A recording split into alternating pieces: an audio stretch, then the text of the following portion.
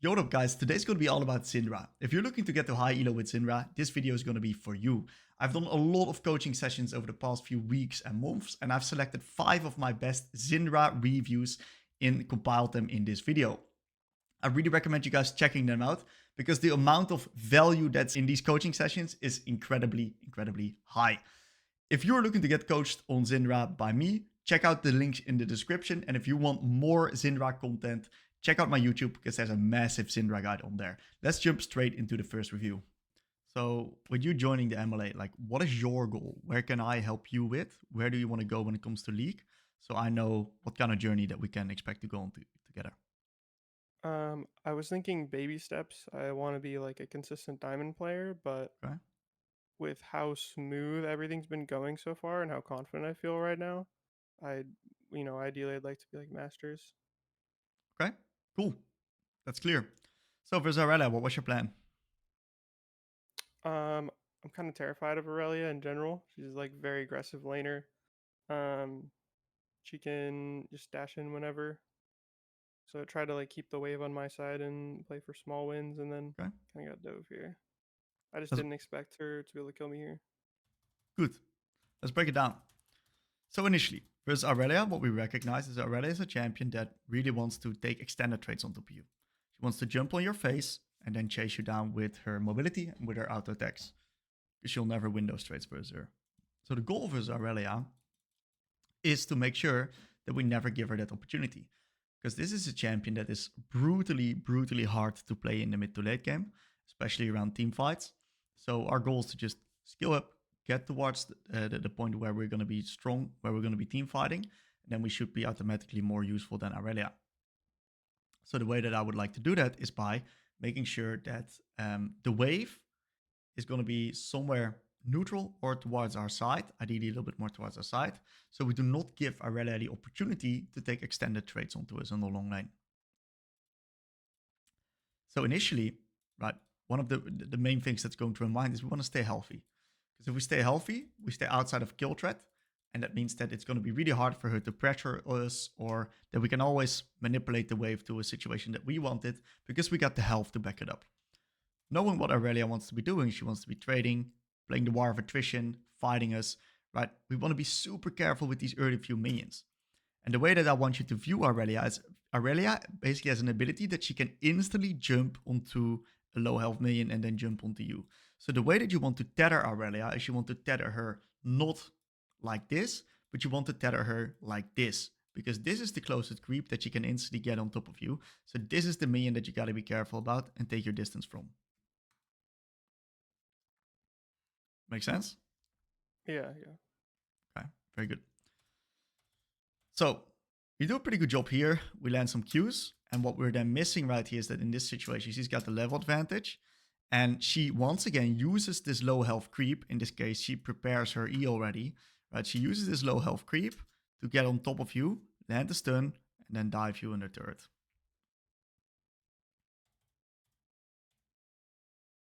Okay. Wave is slow pushing into Aurelia right here. What do we want to do with this wave? Hopefully like get a stack so I can push under tower. I like that. Try to get this wave under her turret. Gonna be reaching level 3 here. Beautiful wave management right here. Okay, nice little E. Well done. Walk this wave in, make sure she can hold it. Fantastic. Amazing job. Amazing job. I also don't know much about like warding locations. I haven't really seen any videos. Is that a good spot for it? Okay, so when it comes to warding, let's break warding down. If you're not sure about warding, let's just start at the beginning. Warding in mid lane. We got ourselves a nice little map. And what we see right here is we're blue side mid. Aurelia is red side mid. So when it comes to warding, ideally what I like to do as Syndra versus Aurelia is I like to make sure that if I'm ever in a position where I need to push out or when I want to get priority, I want to have some cover. We're mainly warding for cover in this matchup. If we ever get into a position where we need to push the wave out so that we're always safe to make sure that the wave is not ever going to get frozen onto Irelia's side. In this particular case, we see that our jungle is cleared towards bot side. We don't have any information onto the enemy jungle. One thing that I like to do always is I like to ward towards the side of where my jungle's at. Because warding is usually combined with leaning. So if we're going to be able to ward towards the side of our jungle right here, what we can do is we can actually move our character a little bit more down into the lane. Which means that if the enemies can gank from the top side, right, we're actually standing towards the bot side, and we can always escape through here instead of only through here. The benefit of that is that our jungle is then there on that side, so that we can actually walk down there and we get cover from our own jungle. Especially because this is then Fog of War, so it's going to be really hard for the enemies to then chase you into the river right here. So warding towards the side of a jungle there gives you an advantage. Another thing why that's good that you ward towards the side of your jungle is because if something breaks out, if this enemy jungle is also clearing towards bot, right? If you potentially spot her here, what happens is that you're already leaning bot because that's where your jungle's at. So you are the first one to collapse compared to the enemy mid, which means that you can create a temporary 2v1 man advantage situation, which can potentially be the edge in the skirmish. So, given your particular situation right here, we shoved out the wave, Hecarim is bot. Where would I go? Lean into bot side, ward right here. So we cover for our Hecarim, and we can also lean towards bot side. Got it. If you have any questions during the review, ask away. Okay? Okay. Yeah, no, that makes sense. Fantastic. Okay. So it seems like... I guess my question for the topside ward, assuming my Yeah. jungler was topside, is that like a good spot for it? Like, I don't even know. Good question. So let's think about it, okay? Let's see what we show here. We show this. It's honestly a pretty decent defensive ward. It's a good defensive ward. If our jungle is topside, right, what we can also do is we can actually ward a little bit more offensively. We can actually ward the raptors. Because the jungle is already going to be covering us, and he's going to be like covering in this particular area. So we can actually get vision onto the enemy raptors. That makes sense. Knowing if the enemy raptors are there or not means that we also know where the enemy jungle is at. Does that make sense to you? Mm-hmm. Do you ever ward the like banana bush thing to the left too, or no? If you're blue side, no, never. Okay. No, red side for sure, but blue side no, because then we don't have cover of this. They can just sneak past here. You'll never see them. Okay. So in this particular situation, I think the best ward, if you want to ward top side, is right here. Because then you also show this area and still this area. Mm-hmm. Okay. Okay, team wins the skirmish on bot. That's awesome. We just let the wave come in. Let's freeze it.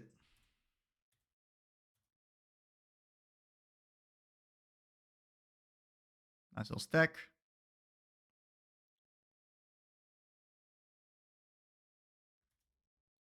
Fantastic wave state.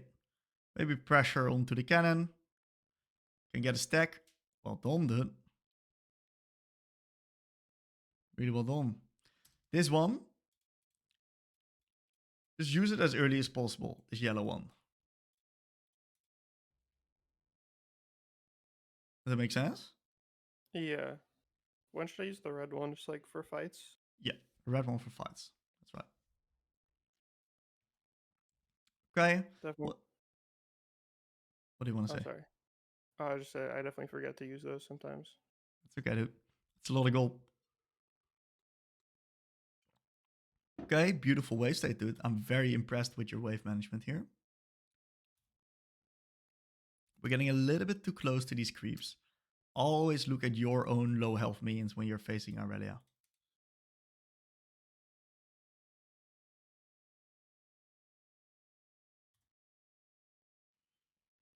Okay, almost matching level 5. You're doing a really nice job focusing on the other low health minions and you're punishing her on that. If you can keep that as a little bit more consistent, like you're doing an awesome job already. If you do it slightly better next time, this Aurelia doesn't stand a chance. Mm-hmm.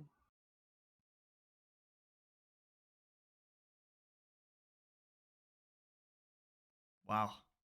Incredible. We push, we crash, we reset. What a sick, sick play. Amazing. Okay, let's see what we buy here.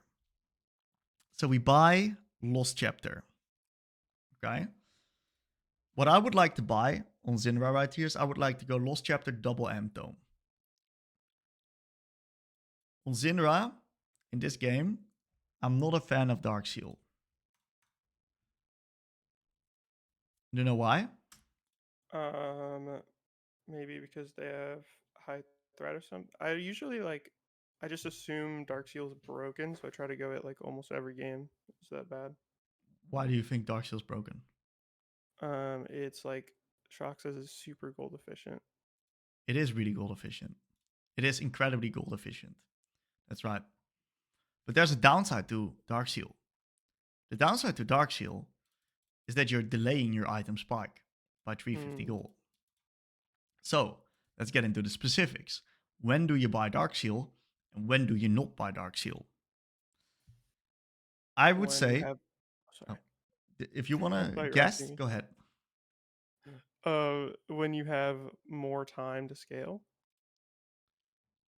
Not necessarily. Okay. Let me break it down for you. So number one, the main reason why you would buy Dark Seal is number one, you are ahead and you want to snowball. Because then you're going to get stacks on the item. Great. Getting stacks on that item is absolutely fantastic because then you're going to be snowballing really hard. You're going to get much stronger. So if you're ahead and you want to snowball, great stuff. That's reason one. Another reason why you want to potentially buy Dark Seal is if you buy it purely because of the base stats. So what does that mean? Purely buying of the base stats. Like Shock says, right? The base stats are incredibly gold efficient on Dark Seal. That's absolutely right. So when do you gotta value up the base stats that you get versus the delay of the item spike? There's a very fine line in which that you're gonna be valuing the base stats if this is gonna be the deciding factor in you getting lane prio or not. So a very good example is control match versus control match matchups. If you play Syndra versus Orianna, you see that every small little detail matters. So if you buy early Dark Seal, what happens is that the extra base stats that are incredibly gold efficient are going to give you a little bit more value than that Amp Tome, and that might be the difference between you winning or losing the control match versus control match matchup, which means you winning or losing priority.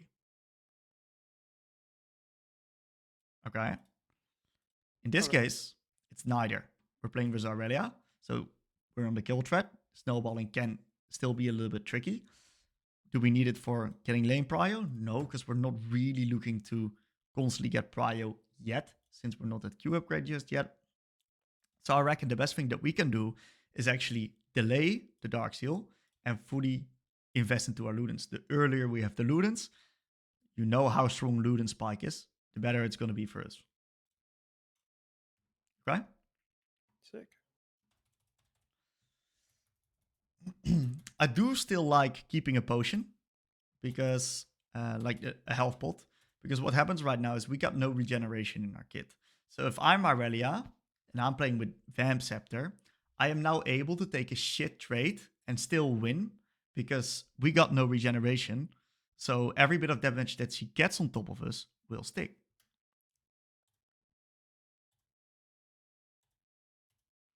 We get the wave in, we move. Really nice job. We press tab. What do we see? We have winning topside. Winning topside, absolutely. What else? Pretty much everything's winning. And we have drag. Okay. So how do we progress this game? What's going to be our mindset here? I'd probably be just like looking for fights with jungle and support. You're right, dude. Exactly. Keep a close look onto these two guys. Look at the jungler, look at the support. Try to match your tempo with these two guys. When they do something, be sure that you're able to do something. So, getting pushed in here, which is awesome. We don't need to have priority right now. I reckon therefore this is a wave you can actually freeze. You can hold it right here and freeze it. Where's our jungle going to go, by the way? Looks like he's taking his camps topside and then going bot. Exactly. So he's going to go bot. So what would have been a really nice thing to do here after getting this little pick onto the Urgot?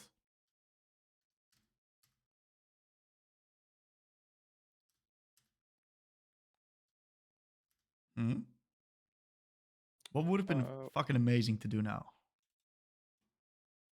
I'm not sure. Ward bot side? Ward bot side, exactly. So let's take a look how we could have accomplished that. So we already see that the Krugs are being taken. Great. We then are killing the Urgot. We hover. Really good move towards top. Okay, it's pretty clear that this is working out and this is a kill. So we can now turn back. Okay, Aurelia's pushing into us slowly. So we got some more time before we even need to attend the wave because the wave's bouncing back into us. So instead of placing this ward right here, I think we beeline straight towards the other side of the map right now. And we place a ward. Let me grab my Rift Kit with me again. We place a ward right here. Right here. So let me help you with this ward. This is a very interesting ward location. Because what happens here in this graph is it doesn't precisely show what this ward does. This ward right here is actually OP for blue side. This is an incredible defensive ward for blue side. You can just walk right here, place the ward right here, and what it's going to do, it's going to have entire vision of this bush, right? Plus it's going to show all the way up until this wall. So what you're going to see is that your jungle is guaranteed protected if we ward right there.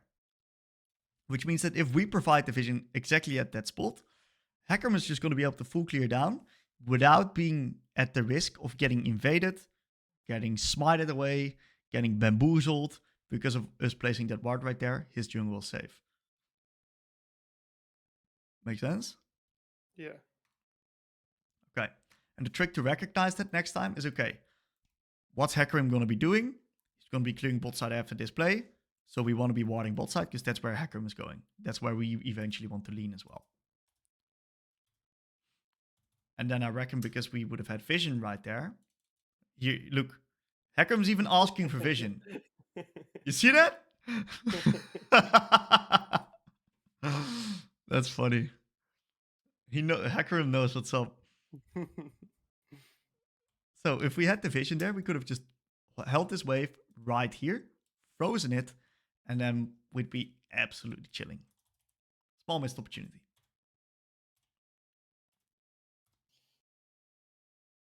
Nice QE. We got 40 stacks now. That's amazing. Aurelia is getting pretty strong. Ooh, that's a dangerous one. Really dangerous E.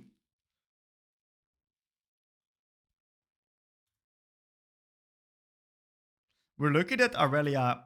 Like, what a good Aurelia should do is she should actually walk up and thin out these caster creeps. So when these creeps are lower, what she can do, she can find a double path on top of your face. If good Aurelias will do that, and they'll prevent you them from ever hitting this wave, and you're basically screwed after that QE. So you're keeping your QE is therefore going to prevent her from just thinning out your minions. That's going to, against better Aurelias, put you in a better spot.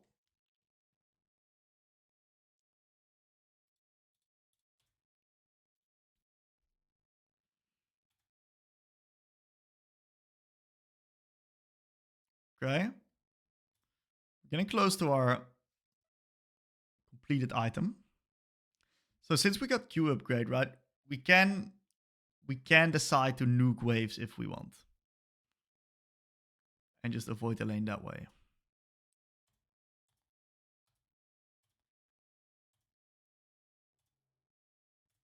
Okay. Beautiful reset, dude. Definitely grab up a control ward right now. Because right now we've entered the later part of the lane. So what does that mean that we've entered the later part of the lane? looking for more roams and stuff now, objective control. I also I basically never buy control wards because I just don't know when it's good to buy them. Let's break it down, shall we? Awesome. So you buy control wards when you are either even or ahead, and you are looking to snowball your lead. That's the mindset behind control wards, because control wards are, in theory, a snowballing tool. They cost a little bit of money. You invest into some money, but you then get some vision. So you get some control of an area, which means that you can then utilize that money that you spent on the control ward into pressure on a specific side. Okay? This is bad from behind. If you're behind, you don't want to buy control wards, because the investments that you put in that, you kind of want to put into hitting item spikes, because then you want to that's the way you get back into the game, right? Of course, this is solo queue specific. We're not talking competitive gaming here, but yeah, for solo queue, that's a very nice rule set. So what I would do is ask myself the question: can we contest Aurelia in the 1v1 right now? Not really. Not really. So if Aurelia wants to walk into one of these side lane bushes, right, are we going to be able to defend our control ward? Without jungle, probably not. Exactly. So I reckon it's good to buy a control ward, but the location of it isn't that straightforward. Usually, if you're ahead or even, at least you can contest your control ward. I like to put it in either one of these bushes right here, because then you can nuke the wave, hover in there, pressure the enemies. I think if Aurelia does not have Borg, you can do that right now. But I'm curious if she has Borg or not. So it seems like Hecarim is clearing towards bot, which means we want to be playing for bot. We also got a Blitzcrank top, so we want to kind of avoid that lane for sure. She has no Borg.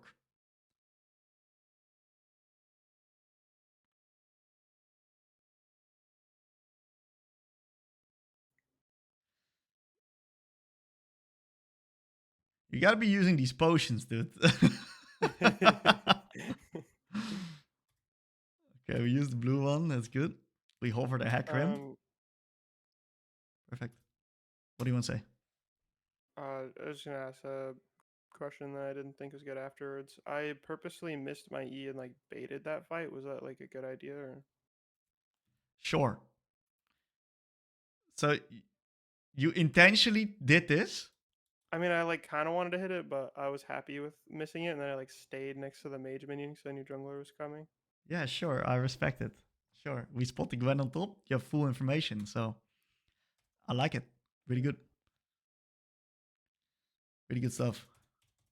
I love this. We hover down with jungle. We get the dragon. We push one more wave. We reset.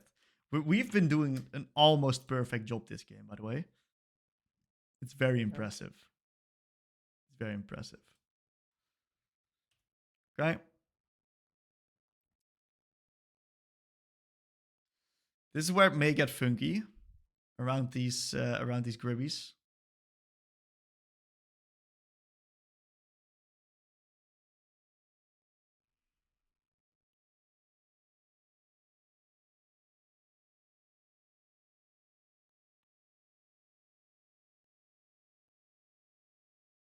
Right. Amazing.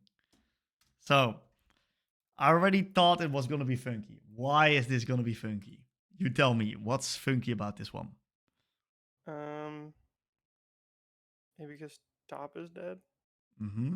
What else? I'm not sure. Okay.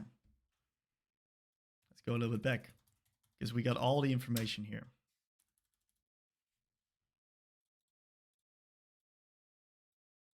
First item spike. Incredibly strong. No R. Top that. Right. Your Okay, champion. I definitely missed that. That's okay. That's completely fine. Your champion doesn't interact with Gwen all that well. Mainly because of her W, makes it impossible for you to land your stuff if she's tethering you well and has her W up. So the way that we like to interact with Gwen is we like to interact a little bit more slow with Gwen. So we try to bait out her W first, guide away from her, then strike. In a river skirmish like this, especially when our top lane is dead and the enemy top lane has moved, we don't really have the time to do that, right? So the only way that this works is if you actually land the stun on top of the Gwen whenever she actually ease into this bush. So what does that look like, right? Is you shove this wave, and then instead of you standing right here, you actually clear the wave right here, which is already like 2 seconds of walking. And then instead of walking back, right, we instantly walk up. So we're saving some seconds. We could theoretically be already here. And what then happens is that if Gwen comes that close, we can instantly look from a QE, from Fog of War. We can then stand here so she doesn't see us, because this is where the vision blocks. So we can use the bush against her. And we can actually QE her whenever she gets into this bush. And then Hecarim and you can actually kill her.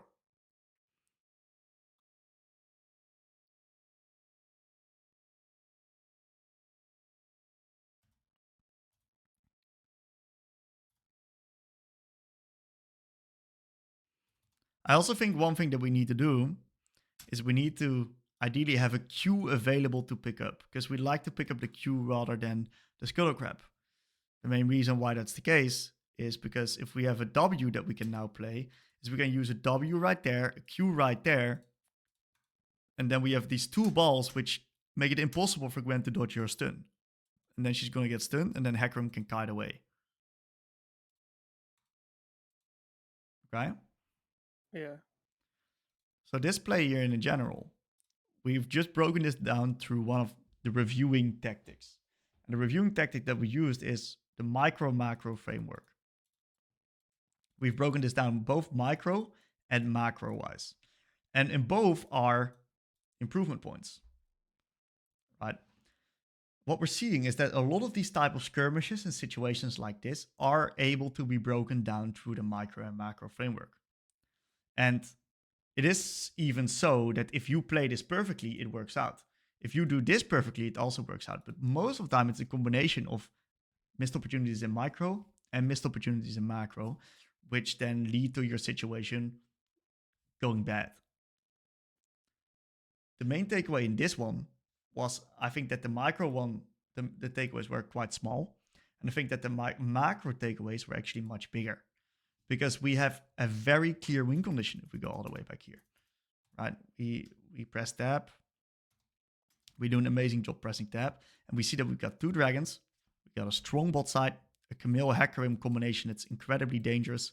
If we link up with us three together and we avoid top lane altogether, right? Because we got a fucking blitzcrank top. We'll just win the game. We'll just win the game. Play for the dragon stacking. Slow the game down. No need to take any risks. And only play on your terms. AKA, when you guys got the ultimates. When you guys are in a position of control. Okay? Yeah. All right. So, yeah, this is a tough situation. Any questions, by the way? No, yeah, that makes sense. All right. So, yeah, Gwen gets really strong. We lose a wave on mid. We got no TP. We lose another wave on mid. So we lose 2 waves because of this. That's already very, very large. Anyway, we press tab. What's next?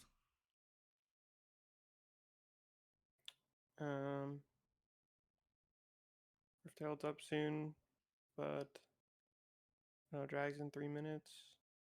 Kind of just want to chill. Okay. So what are we playing for then? I think it's just like more of the same, just like playing my jungler, right? Okay. And which side do we want to play on? Probably top side for a few minutes. Why do we want to play top side? Because Rift Herald's there. But I mean, Hecarim is pathing bot, so. Do we want to fight Rift? Like you said with the Gwen being strong, probably not, right? Ignore top side. Exactly. Fuck this Blitz. This Blitz is going to be support anyway. Get this guy in the action. Right? Link up. Play with these guys. Play picks. Play aggressive. Play explosive. So that the enemies cannot respond with this Yumi pick right here. So if Camille moves up and Yumi stays bot, sure, start Herald. But otherwise, play the Dragon and play around our strong side. Okay.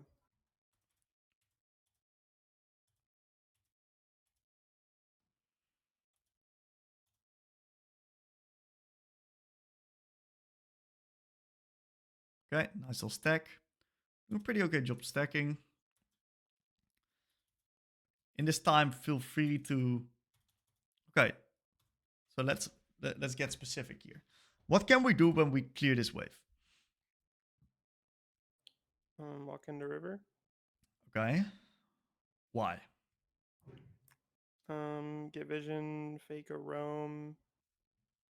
Got no ward. Okay, what are we roaming? What are we fake roaming for? Look bot. Okay. Who is the key deciding factor for anything? The jungler. Exactly. So what's the jungler doing? That's the question right here. Finishing is clear. Exactly. He's finishing his clear. He's doing red into crux. So you gotta ask yourself the question, when is my jungler making a play? Right now. So you can actually link up together with your jungle and make a play together. So we clear the wave right here. Very nice stuff.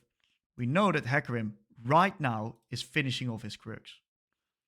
So after us shoving this wave, we can move bot into the river and potentially even dive the enemy bot. R, R, R, R. We're going to absolutely annihilate them.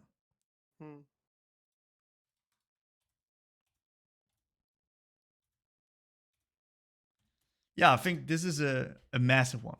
Do you see it yourself? Yeah, definitely. Okay. Oh, look at that. Hold up here. So Gwen shows in the bot side river. Okay. Let's get even more specific, shall we? We need to get even more specific to make it really clear to you. So we need to work with information. Because what we do not want to have is we do not want to, because Aurelia gets prio here. We do not want to run into an Aurelia if she's hiding in one of these bushes, because we'll instantly die. So we need to have information on what Aurelia is going to be doing after she clears this wave. So what we need to do is when she does this, follow her in the middle of the lane. See what she's going to do. Is she going to go up or is she going to go down? Is she going to go back? Right? Depending on what she does, we can react and we can make our own decision based off that. Make sense? Yeah. Okay. So in hindsight, we see her now in the topside river, right? We saw that she did some stuff there. So in hindsight, if we spotted her go in there, we could have already pinged this guy off and we could have already moved towards bot, creating a man advantage, knowing that Aurelia made the mistake to go top. Okay? Sick. Very good.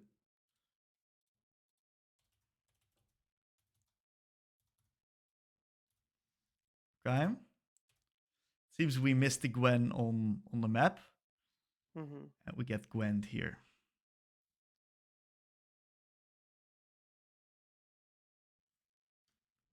Amazing. Let's end the review here. Make sense? The entire situation, how it plays out and why certain stuff happens? Yeah, definitely. Okay. Any questions until now before we go into the learning objective?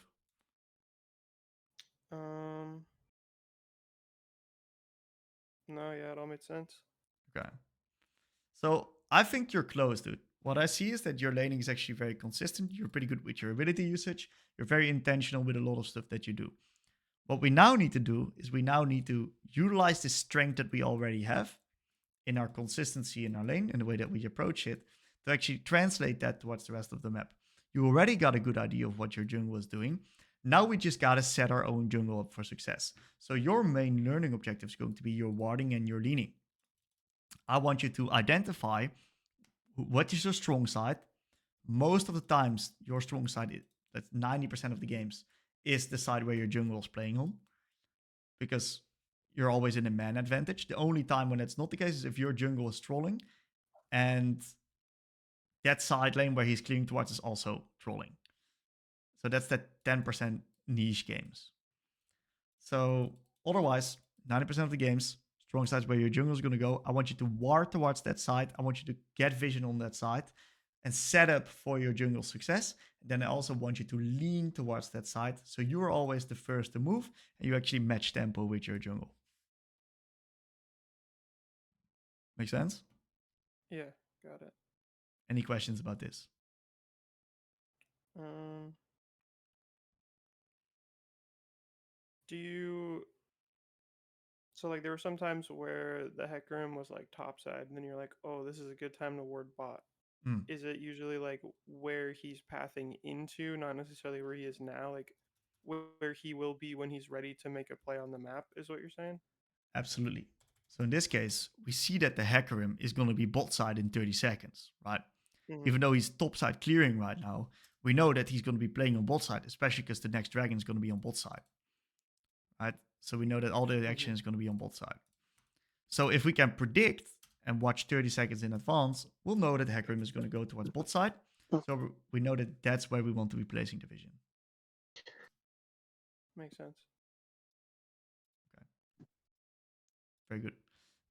So in the review, what I want you to do is I want you to take a look and double check this.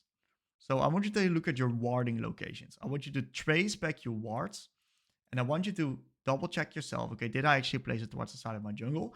Did I also lean towards the side in which that my vision was actually spent? What do you want to break down in this mode? Like what's going on? Give me a little bit of a rundown. So I get like a huge lead this game versus the Zed. I'm like shoving him under tower and whatnot, but I think my threat assessment to ganks has gone like way down because I've been playing Akali and Galio. Yeah. And just like how like my threat assessment in side lane as well is just like kind of shit, and getting to objectives first is also like kind of shit as well. It's just very rusty. Okay, let's break it down. So like I know what I need to do, but I'm just like struggling to do it because I feel like I'm playing super well, but I'm definitely not. So it's the execution aspect and like the refinement of the concepts. Yeah. Okay, very good. So we're gonna take a look at the lane and see how it goes. Overall, so far, pretty decent stuff.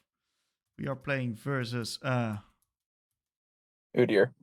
Udyr. Well, Udyr is not that big of a problem for us, so I would actually not ward right now. I would just very simply ward when I've got a window to ward when I've cleared the minions. So that's either after wave 2 or potentially even after wave 3 because it's a fucking Udyr. So he will not gank us. Yeah, that's fair. Nice little WQ. Pretty good stuff so far.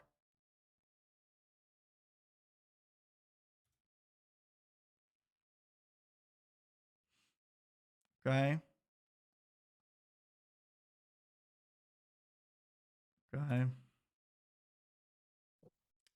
We're not going to go too deep on the lane. We're just going to see if it all suits, because you mentioned you had mainly some translating of leads and some mid-game and some threat assessment stuff. Yeah. Let's take a look at this E usage. I reckon given the wave state, you're not really allowed to use your E like this. Yeah, that makes sense. So I would have much rather just prefer you to hold E, start leaning a little bit more towards bot side, because Hecarim is doing his stuff there. I also think that a ward should have been on bot side, because that's where the action is going to be happening with our jungle. Mm-hmm. But overall, we dodged the ZQs, so he fucked up, and we punish him for it, which is good.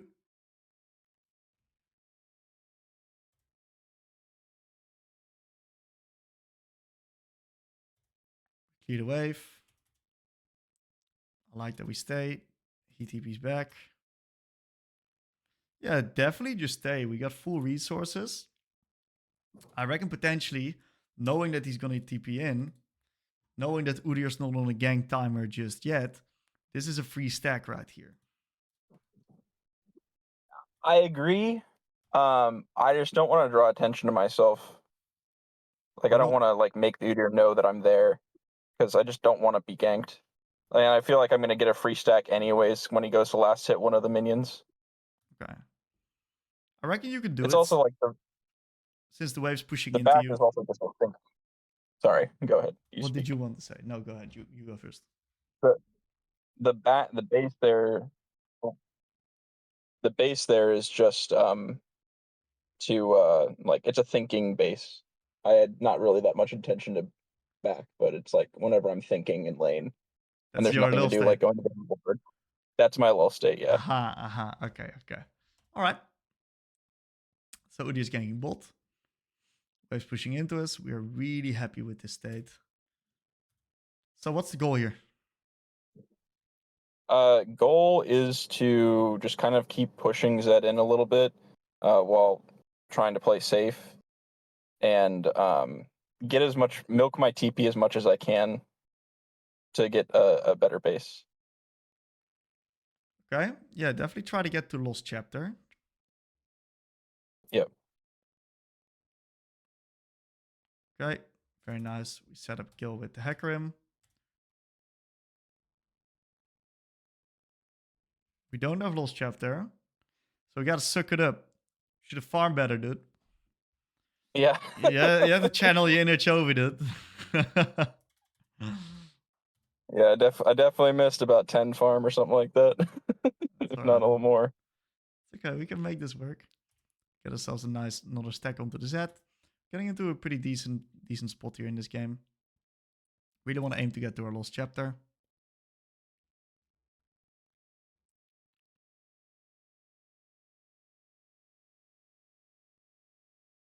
I see we're running the attack speed chart.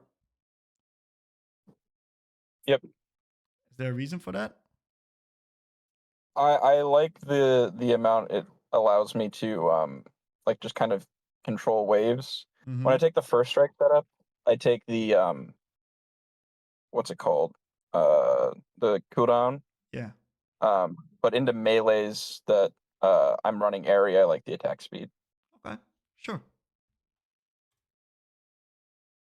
Because like if you like earlier in the lane when Zed like W's onto me, I can run him down with auto attacks a little bit. I don't mind it. And If you like that, that's fine. Yeah. That's completely fine.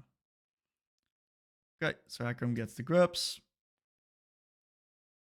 We want to put a little bit of mental stack towards avoiding getting hit by Zed's combo. That's fine. We don't take that much damage. Enemies take the dragon. Hecarim is going to be clearing towards bot side. We got our Lost Chapter reset real soon. But we're a little bit stronger than Zed, so maybe we can leverage that into a little bit of lane harassment. Beautiful, beautiful. That's exactly what I mean. We got our Q upgrade right here.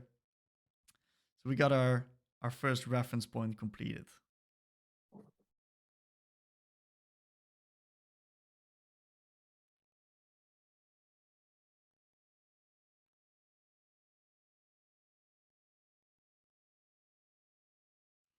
Okay. All right, let's go a little bit back here.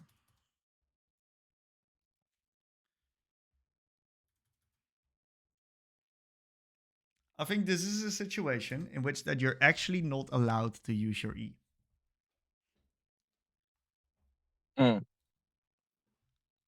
I think you're not allowed to use your E. I think this is a WQ, and it's a perfect WQ. And then you got to keep your E because of the fact that, number one, your E pushes back these minions, which means that you have to walk up deeper into the lane to get access to the creeps and CS them. But more importantly, the cooldown of the E allows Zed to actually walk up and force a trade into you. So you lose all pressure of the lane by using your E forwards here. Yeah, I should just take the 100 for 0 trade and hold my E, I guess, yeah. That's right. So the WQ, keep the E for defensive purposes. So it gets a little bit dicey on this cannon, right? He can't contest you on the cannon because he's not that scared of you because you don't have E. Right. So now imagine if none of this happens, right? If you're purely in an isolated 1v1, this is his window because you don't have E. Right. And it does kind of work out because Hecarim's coming, but then we see that also the Shen's coming, so it's like kind of this, yeah, like external stuff. I think it really Yep. boils down to the E usage. I think that's the most important thing for us to take away from this E usage. Yeah, that makes sense. Okay. So pushing, reset, we're strong. How strong is Zed? Zed's weak as shit, so we should buy a control ward. Definitely buy a control ward. What else Yeah. do we see? Top lane is getting shit on. So Shen's gonna have a lot of move this game with his R. And bot lane looks pretty far behind, actually. Like, despite it not looking that bad in terms of like the CS and the kills, I guess Senna's really far behind. That's how that's happening. And jungle looks pretty even. So what's our plan? Isolate the 1v1 as much as possible, extend the laning phase to try and get our lead, because if we just play versus this guy 1v1 and if we're roaming anywhere, it's gonna go badly. We want to extend our lead as much as possible in the 1v1, I think. Okay. I would definitely try to shadow Hecarim. Hecarim's not weak. I try to shadow him and see if we can play numbers somewhere. Of course, if we want to play numbers, we got to keep the Shannar in mind. Because that can like even up number advantages that we can potentially get. Yep.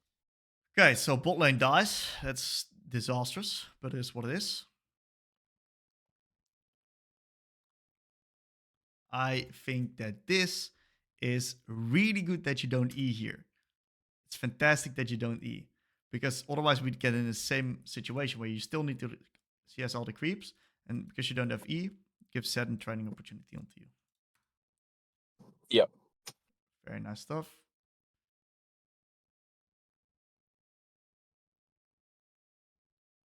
Awesome, dude. You nailed this sequence. You absolutely nailed it, Zach. Well done.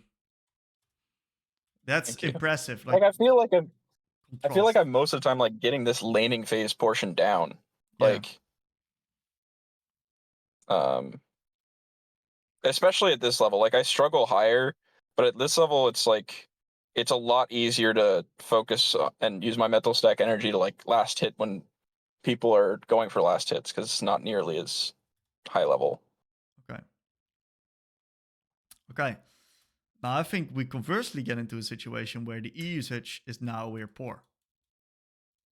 Poor again. Yeah. Because we now have to step up towards these minions without E. See the problem? We need to CS, but we Yeah. don't have E.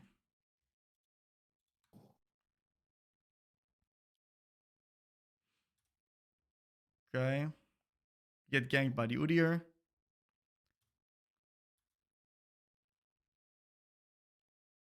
Could have done a little bit better job leaning. We honestly do a pretty nice job killing the Zed. Bit unlucky that we died to the Udyr. I had to walk into the bush so he'd lose vision so I could stun him so he didn't R my R. I think, yeah, I think that's really creative of you. I think you did a great job trading 1-for-1 here. The problem is the fact that we died. That's just so bad. So we gotta figure out, okay, what happened here? Like how did we die the way that we did?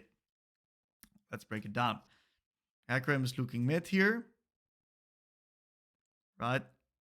We nuke this wave, and now Hecarim picks onto the grips on 40 seconds.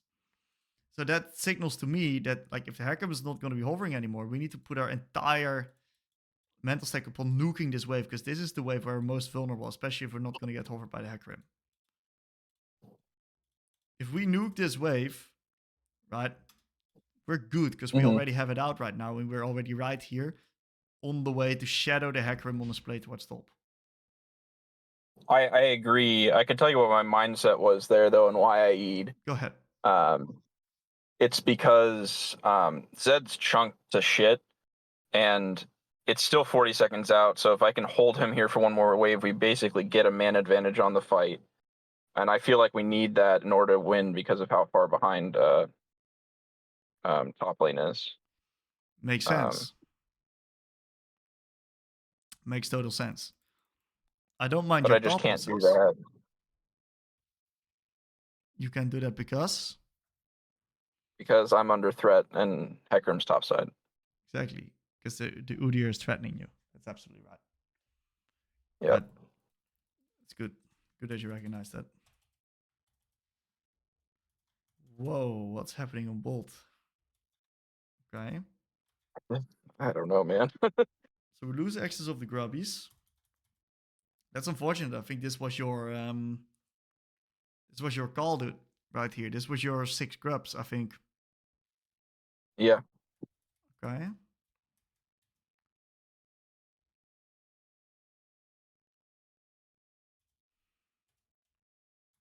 So we press tab here. Bolt's behind. Jungle struggling now. Shen probably has R again, so we got to be very careful. This is going to be a really tricky play on bot. Good that we don't commit. Dragon's going to be very tricky as well. What you can maybe do is maybe play Drake, bait out Shen ult, so Vladimir can get a lot of it in return on top. So you actually fight Dragon, but you don't fight to fight, but you fight to bait out Shen R, so Vladimir can get stuff done on top on his own. Yeah, that's really creative. I didn't think of that. Yeah.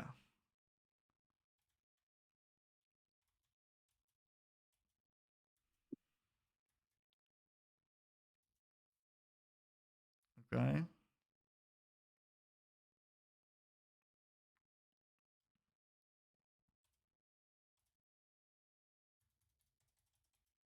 Okay, we got stuff happening on top side real soon.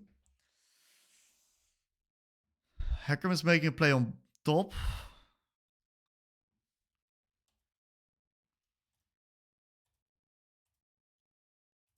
Okay, we do some pushing. Very good vision on top side. Love it. Take the blue buff. Spot the Udyr. How come Zed gets prio on this wave? That's really bad.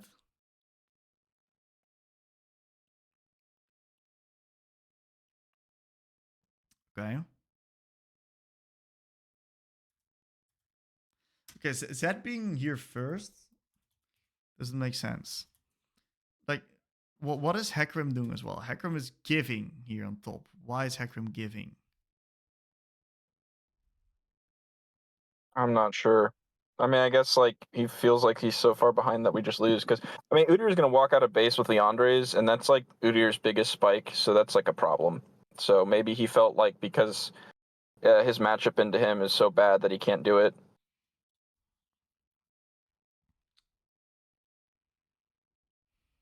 What do you want? Let's break that down. Right? Because I think that's a good one to break down right here. Because it really also depends on what we're going to be doing with this vision. Do you want to play this Herald, yes or no? Honestly, with everything going on, probably not. I mean, what I want to get the vision for is to try and get a pick. Because if we can get a pick, then I feel like we can play it. But without a pick, I don't think we can play it. Right. I mean, So I think this is a crucial moment in the game, right? Because you lose so much tempo here. You just use your entire timer to set up for the objective, get the vision going, and then in the meantime, your Hecarim is resetting and we lose instantly all control of the objective because we go bot and we lose everything on top side. So yeah. if you don't play for this Rift Herald, if you don't want to play for this Rift Herald because you don't feel comfortable with it, which is completely something I understand, then communicate better. Don't place your vision on top side, but actually look to make a play on bot side. Look how overextended these guys are. There's a blast going up right here. This is potentially a free shutdown. That's true. Yeah. Right? So you got to be very careful in which that you use your tempo, because while you're using your tempo, the enemies are also getting tempo back because of the fact that you're using your tempo into something and it's not really amounting into anything. So Yeah. What I'm basically saying is you're wasting your fucking time, dude.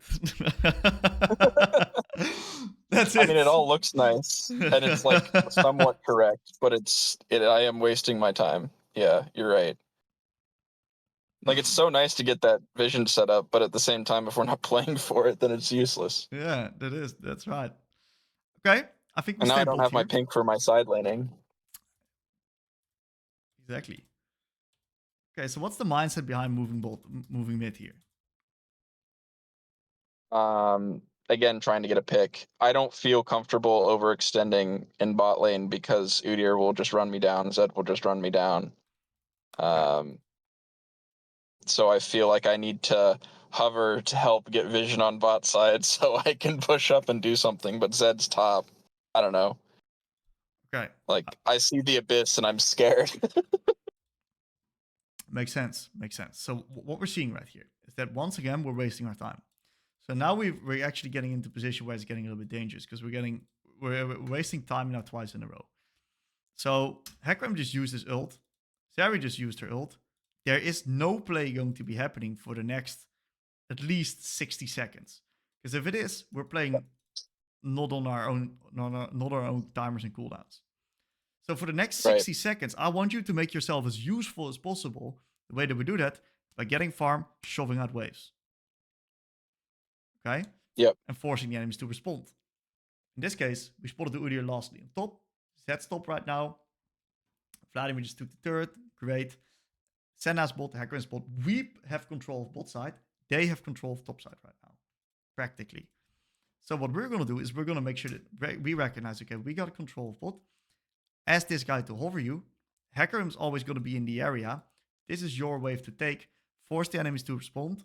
Then you can do something. Then you can move mid. You can reset, whatever you want to do. As long as you take this wave, because we do want the enemies to want to make them lose creeps right here. Well, you gain all of the resources right there. Yeah, I feel that. I would be, if I was a Kali or Galio, I'd take that wave every time. I'm just like, I don't know. I felt more scared because of it for some reason. Okay. Are you on the weak or on the strong side of the map? I'm on the strong side of the map. Okay, so don't feel scared if you're on the strong side of the map. If you're on the weak side of the map, there's no way you're ever going to get that wave. But since you're on the strong side of the map, you got the people around you. This is your wave because they're the first to respond if something happens. It's not like you're going to get one shot out of the blue like that. Right. Okay, so let's see what we just did here.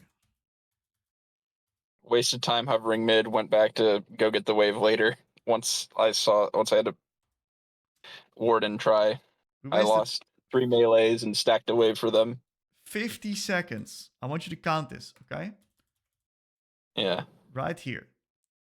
At 30, right, we get this kill onto the Lux. Great. 34. Let's see what we're doing. 34, we walk up, we walk up, we walk up. 30, 50, 50. We're back on 24. 50 seconds. Yeah, that's really shit. That's wild. It's insane, really. It's almost 2 waves. So now you have to be careful. Like, this is a time where I'd be scared straight here. I'd be shitting my pants taking this extra wave because your team has now transitioned into top side. Right. So I'm on the weak side now, and I'm trying to push up this wave right next to town. Yeah. God. Yeah, and look at that.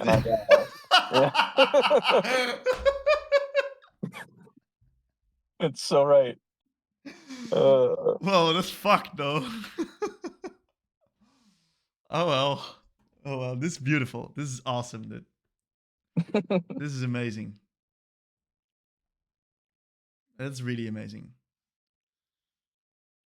Okay. Team makes a good pick on mid. Man, fucking hell. We just lost two full minutes in this game. Okay.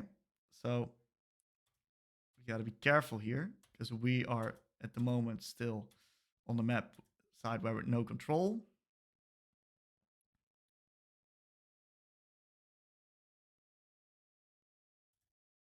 Decent ability usage. You see that it's hard for you to get control back because Your team's not here ready to support you. Right? Yeah. So what should we do here?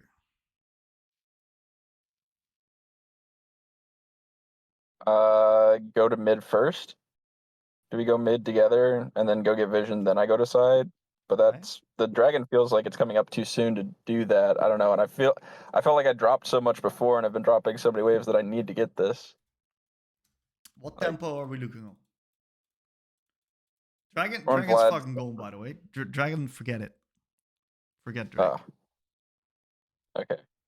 What is the tempo that We're we're off playing tempo from everyone else. on? We're off tempo from everyone else. Like they Okay. just made a play top side. They need to reset and use that. So what's the tempo that we're playing on?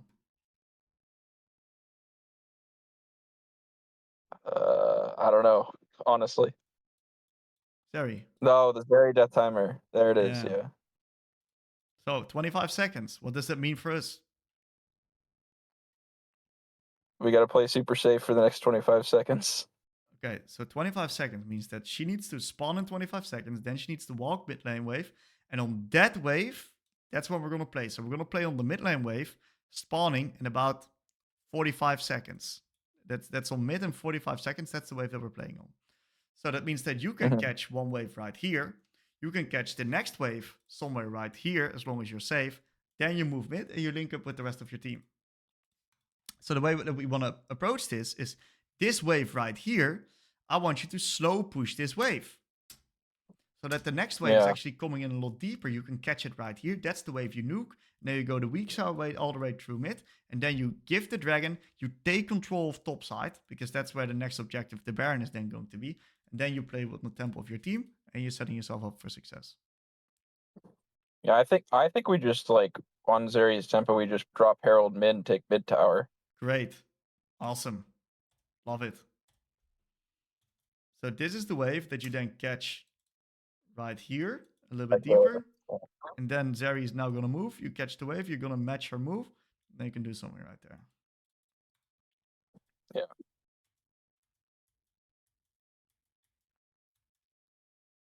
I think in an ideal world, you're going to be matching the Shen. And your Vladimir matches the Zed. Because Vladimir will never die to Zed. We lose the game here.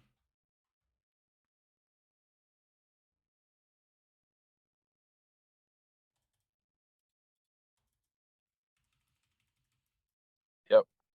Okay. Yeah, the issue is like we cannot really retake right here. I think we shouldn't retake. We don't have someone to face there. Yeah. Go mid, push mid lane wave, force the enemies to respond, and if they're responding to you, that's when you can walk in and take control. Yeah, man, I don't know why I didn't see that, because it's like so many of the games in comp that we've been winning are because we get Herald. I drop Herald before the dragon. We take 2 towers. They get the dragon. Who cares? And then we get all the vision top side, and we get free Baron because of it. It's like, I don't know why I'm not doing that here. It's okay, dude. It's solo queue. It gets chaotic. Yeah. It's tough to think about all the possibilities. You're not on voice comms. You're just you're just in the game with less communication aspects. But yeah, we really see that we're definitely struggling here in the mid game. We're not at the right place at the right time, and that means that we're useless. We're actually fully useless. I feel fully useless. Like I'm destroying my lane, but I'm like, I feel like I've maybe gotten complacent by playing Akali and Galio because they cheat the mid games so much. They're different. That it's just, yeah. They're very different. Akali is safe. Galio is the R, so you can kind of do whatever and be in the side and just ult in if necessary. They're definitely different. For sure. Yep. Yeah. So for you, Zach, mid game, but more importantly, what I want you to really look at is I want you to look at your location on the map. Right? Because what we're seeing right here is that there's a mismatch in tempo with your team. And that leads to you being in positions where you cannot be, and then you're there. And in positions where you should be, you're also not there. So you're not at the right place at the right time because you're not looking and understanding enough like what the tempo is that you're going to be playing on. That leads to you missing opportunities and putting yourself in dangerous positions. Yeah, that makes some sense. Right? So when bad stuff happens, that's the way that I want you to view it. In your reviews, when bad stuff happens, the key moments, the bad stuff, break it down like that.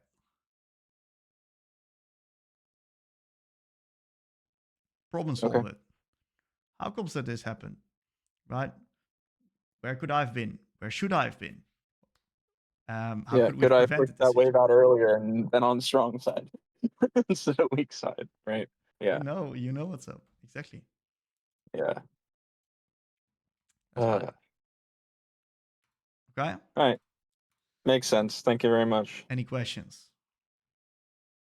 No, no real questions. Okay. Makes sense. No problem at all. Good session.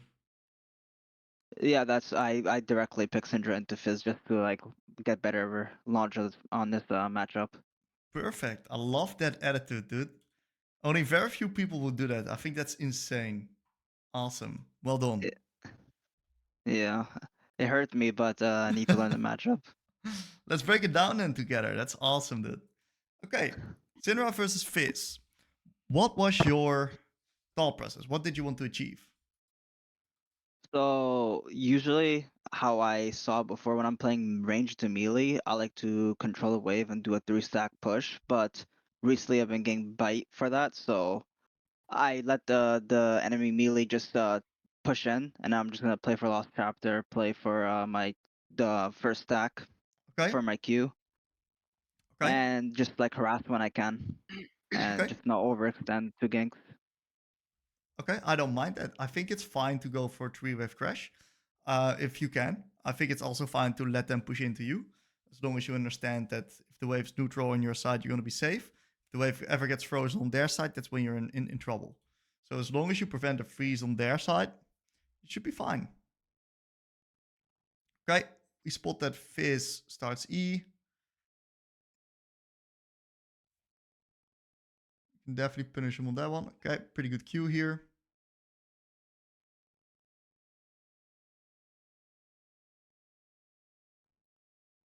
Okay, so one thing that we're seeing is that Fizz tries to constantly E our Q. One thing that we can do is we can just wait with our Q until the minion drops so low that he has to auto attack it, and that if he goes into his E animation, it will not be able to CS it. So that way, in that case, we're trading our Q for a last hit on the Fizz. So if we have a little bit more patience with our Q, we're gonna land even more. Okay. Reach level 2. It's fantastic. Nice low Q. One of my favorite... Oh, we take W. One of my favorite things to do into melees is actually take E level 2. And then instead of doing a QE, we actually go for a E into Q. Okay. For like a free stack. Exactly. Free stack, and it's really hard to dodge. Yeah, so this is the downside of this strategy in which that we give him the level 3 first. So I think next time, try to get a 3 stack again, because you're going to get so many opportunities in which that you're going to be able to punish the Fizz in their turret. Okay. Okay?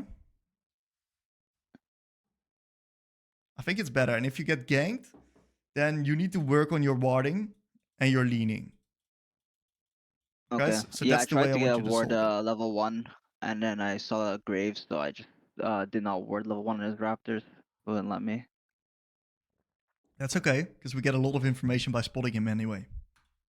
Yeah.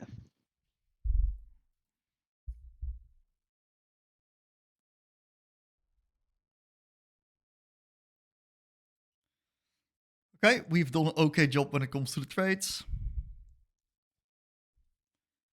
Really value your own HP highly. Let's take a look at this one. Pretty nice Q. Pretty nice W. Perfect. Are you actively timing these with his last hits, or what's going? Why? How do you? What is your Q for throwing it? I'm trying to make it so like I try to like QW at the same time, but maybe I was a little bit sleeping on that one. I should probably W right away to get the stack. I think you nailed it. You nailed this one, dude. Look at that. He walks up for the CS. You hit him with the Q. He walks up for the next CS. You hit him with a W. This is perfect League of Legends right here. This is S plus League. This was Okay. amazing. Okay, he's going to go for the next creep. We Q him preemptively. And he's a little bit screwed here. Seems like he's opting in for the reset. We're slow building. Does the Fizz have Ignite or TP? Ignite. Okay. If Fizz has Ignite, what do we want to be doing here? Making sure he can't recall. And stopping him. What's the goal? Or trying to get an advantage with TP. If someone's resetting and you're staying on mid, what is your goal? Probably if he recalls, I don't have to I can slow push and then try to use the rest of my resources as much as I can, and then TP back without dying. Okay. So we're trying to make Fizz lose as many minions as possible, right? Yeah. Okay. Beautiful. How do we do that in this position? Don't let him step up for creeps. Okay. He's going to reset. What do we do with the wave, knowing that he's going to reset? Do I just reset myself here and then just let the wave slow push into him? I think a slow push is perfect. That's for sure, because that way we deny him more creeps than hard pushing this. Because hard pushing with a cannon means that the cannon is going to be taking all of the turret shots. So this is a great slow push. Beautiful slow push. And what I would try to do right here is recognize, okay, as Syndra, what do I want to achieve? Just purely look at Syndra, don't even look at the Fizz. What do we want to do as Syndra? Probably get the Lost Chapter and get to the 40 stacks to get the Q2. Exactly. So, what's the best thing to do? To CS and harass him and get to Lost Chapter as soon as possible. Slow build, take a chill pill, try to extend the lane a little bit like this. You're doing a perfect job so far. Try to last it as late as possible, so you deny Fizz as many minions as possible with the minions dying of your end. Look at this, perfect. Really, really good. Okay. You do a perfect job, dude. Sometimes I'm just gonna ask you a question, and even if you already do the right thing in game, I'm just trying to understand why you do stuff. Just to get a hold of your level, okay?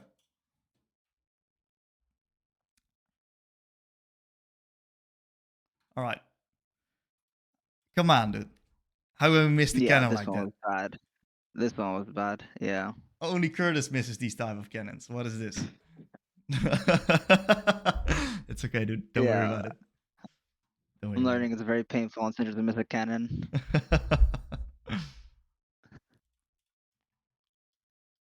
it. Okay. Great. We gotta prevent the wave from freezing. Ooh. Good movement by the Fizz. Okay, so this is where we get into a little bit of an awkward position. Yeah. So how do we prevent this state here? Because this is eventually like worst case wave. How can we prevent that wave state? Ping Zac help me complete the shove. Okay, and what if Zac's not in the area? What do we need to do then? If I have the resources, I can stay and try to force the push. If not, then I just back and TP and try to unfreeze. Okay, so ideally we prevent the freeze from happening right here. Yeah. So how do we manage this wave to prevent this freeze from happening? Continue the slow push, I guess, and just wait for next wave and then try to fully crash it, maybe. Exactly. This next wave is one that we need to fully crash. So what we should do is we should never use our W on these creeps here. Okay. Because what happens here is that because we use our W, now we We're cannot fast use our pushing. WQE combo to nuke the casters and then hit the rest of the melees into a potential reset. Okay. And because of that, Fizz gets the opportunity to thin it out, and this wave gets into this awkward position. Yeah. Right. We walk back.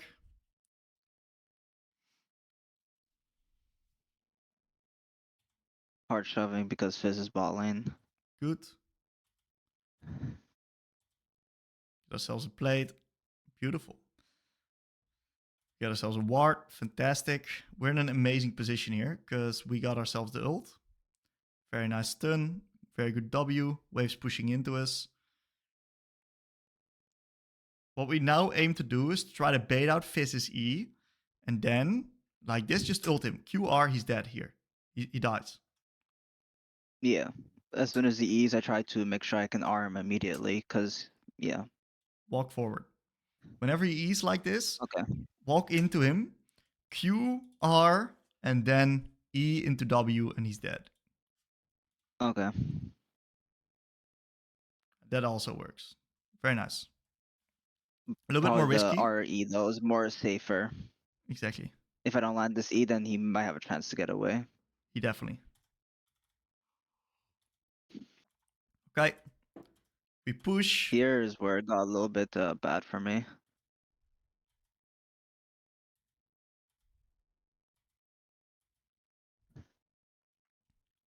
Interesting.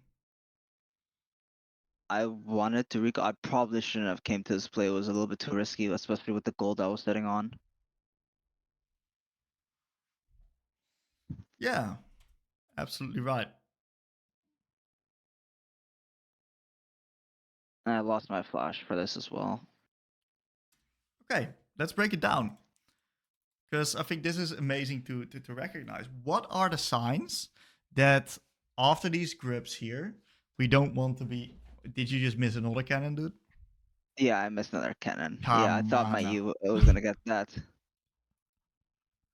It's okay, dude. It's okay. So, what are the signs that we don't want to continue playing after we get the grubbies here?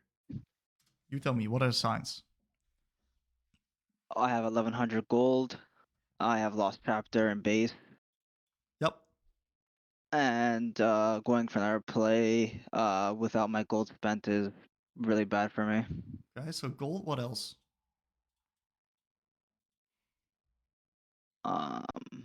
Zach maybe has gold to purchase some items, maybe. What about I have you? to go 10 back to me. I probably have to go back to my wave and fix my wave, make sure it's not being frozen on. No R. I also don't have ult. Yeah. That's a big one. So because of that, the play is dead after the grips. Right here, when we see that this guy gets it, just stand right here and reset. It's not your job to help him with the grips. It's just your job to cover him so he doesn't get it stolen or get invaded. So just stand right here, reset, ping this guy off afterwards, just TP back, and then we can instantly be strong on the map again. Yeah. Got pretty lucky actually getting away from that.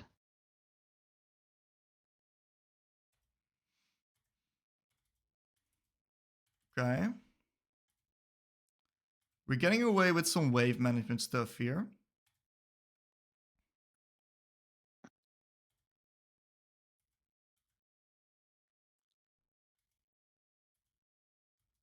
Here, I think is where I got a little bit skill gapped by him, or like it was just like purely my mistake.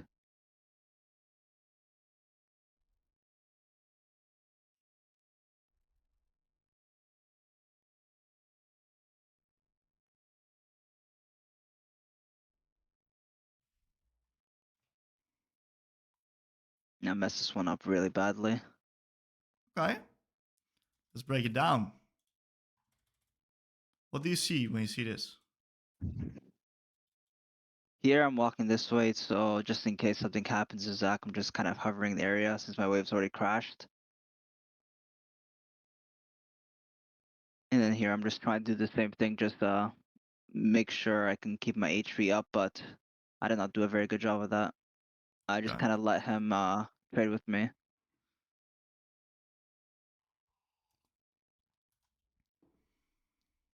And maybe I'm a little bit impatient with my Qs here as well. I don't think that's the biggest issue at all. What happens is we see him use E and he Yeah. used Q. So he's got no abilities. So what do? Oh, I should be ulting immediately and then into the EQW trade. Exactly. Q, R, E, Q, W, kite away. He loses this amount of HP, plays instantly over, and you win the trade. Makes sense, yeah. Okay? So when I think it's someone... from the... Go ahead. No, I think it's because like at least playing Syndra like these last couple of years, I kind of only really thought of Syndra's ult as like more of like a XP slash trying to kill. But like in assassin matchups, I'm starting to realize it's better to just use my ult to make them lower, so it's like it's harder for them to like come on to me or like try to like all in me because they lost like a lot of their HP. Yeah, exactly. That's perfect. That's exactly the mindset. So I've got an example in the Syndra guide here. Did you watch this one by any chance? This one, no, I watched your reset guide on the Syndra one on your Okay. YouTube channel. Okay. This is the same guide right here. I play versus Okay. Fizz. Look what happens.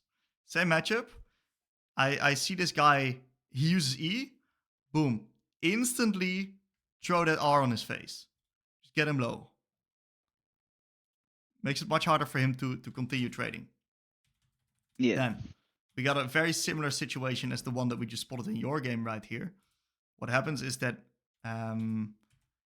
he lands like R on top of me or something like that. Mm-hmm. Yep. I wait.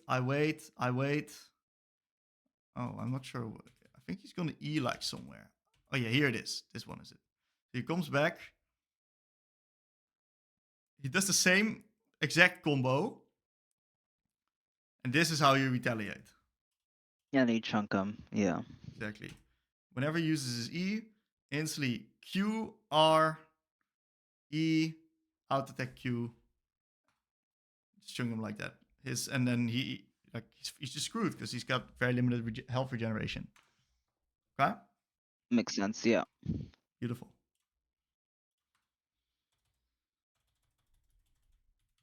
Okay, lane becomes pretty hard if we ever die like this, Yeah. but we should Letting still him be fine. snowball and such.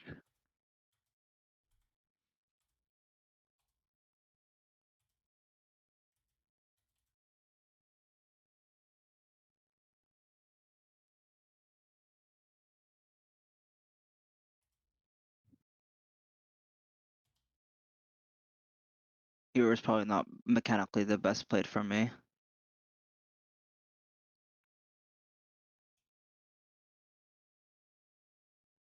Okay, Maybe it's not this one. Maybe it's another bot lane play I made.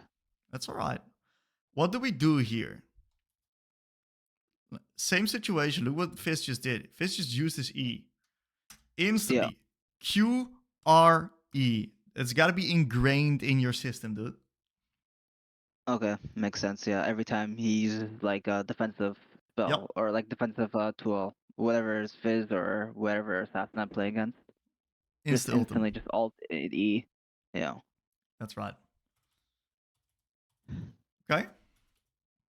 Pretty good stuff. We're close to our Ludens.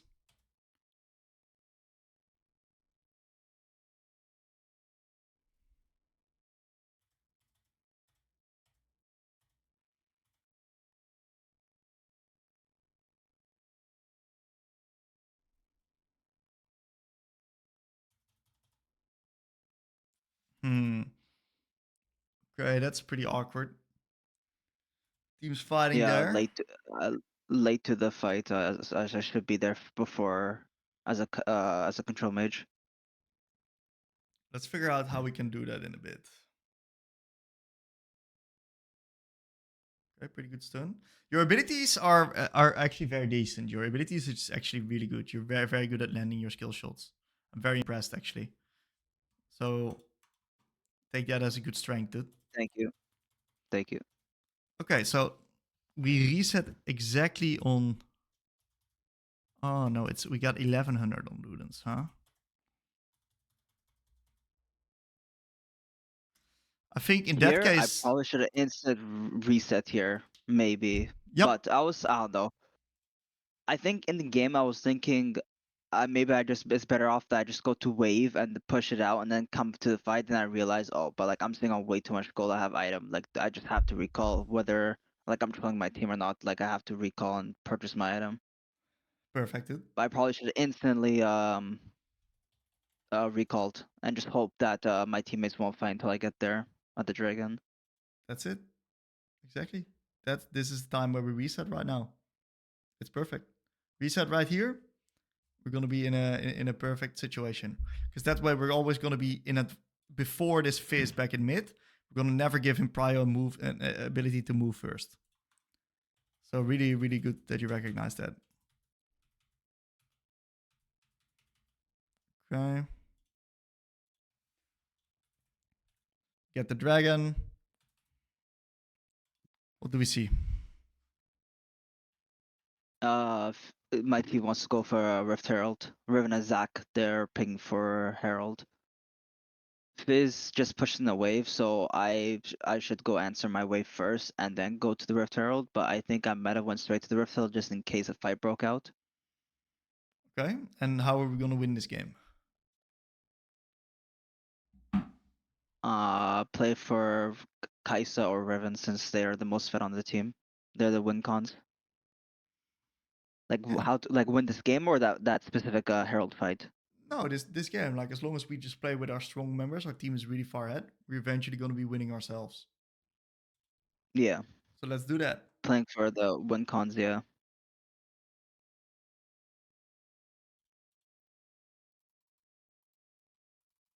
Okay. It seems like there's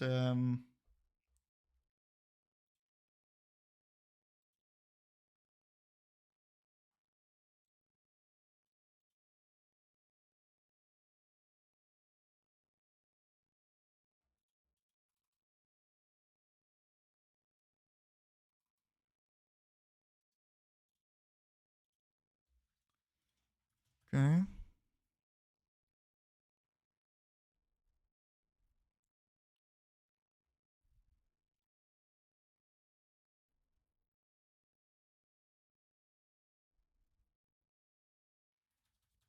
Let's replay it again. Okay. I like how you use Fog of War. Really well done. Nice, dude. Like I can see your Yeah. win rate on Syndra is pretty good, right? I can see why. You gotta feel for this champ. You gotta hang of this Yeah. champ here. This champion and Oriana has been like my longest like play champions Mm, since season 7, 8.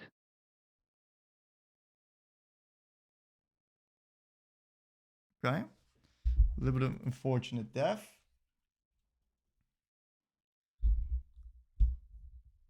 Here I probably could have flashed away before Camille ulted onto me. Like I didn't expect Camille to ult. I thought maybe she's already used it before. Mm. Something I could have gotten away from that death.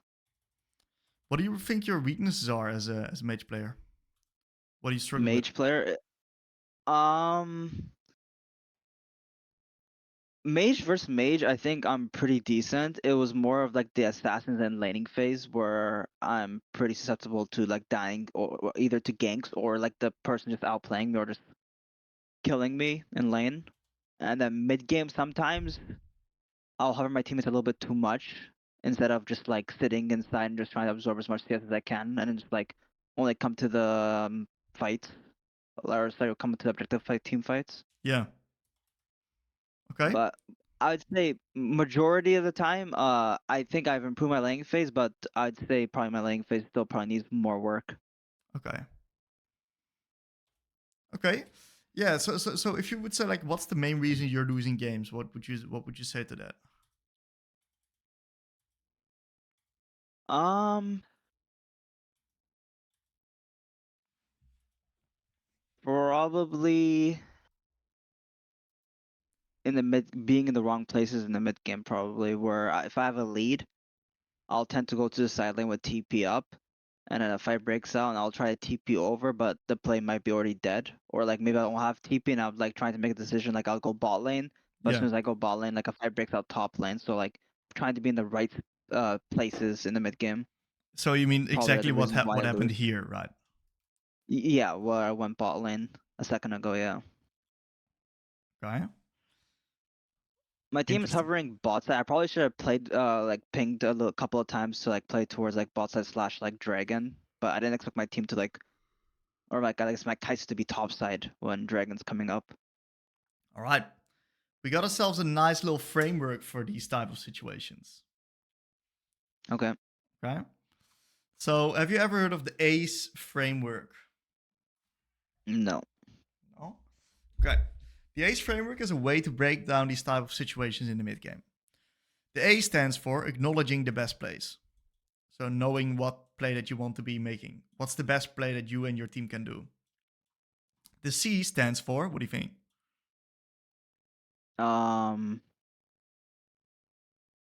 Not sure. Communication. Oh, Communicating this best communication. play Yeah, towards this team. makes sense. Yeah.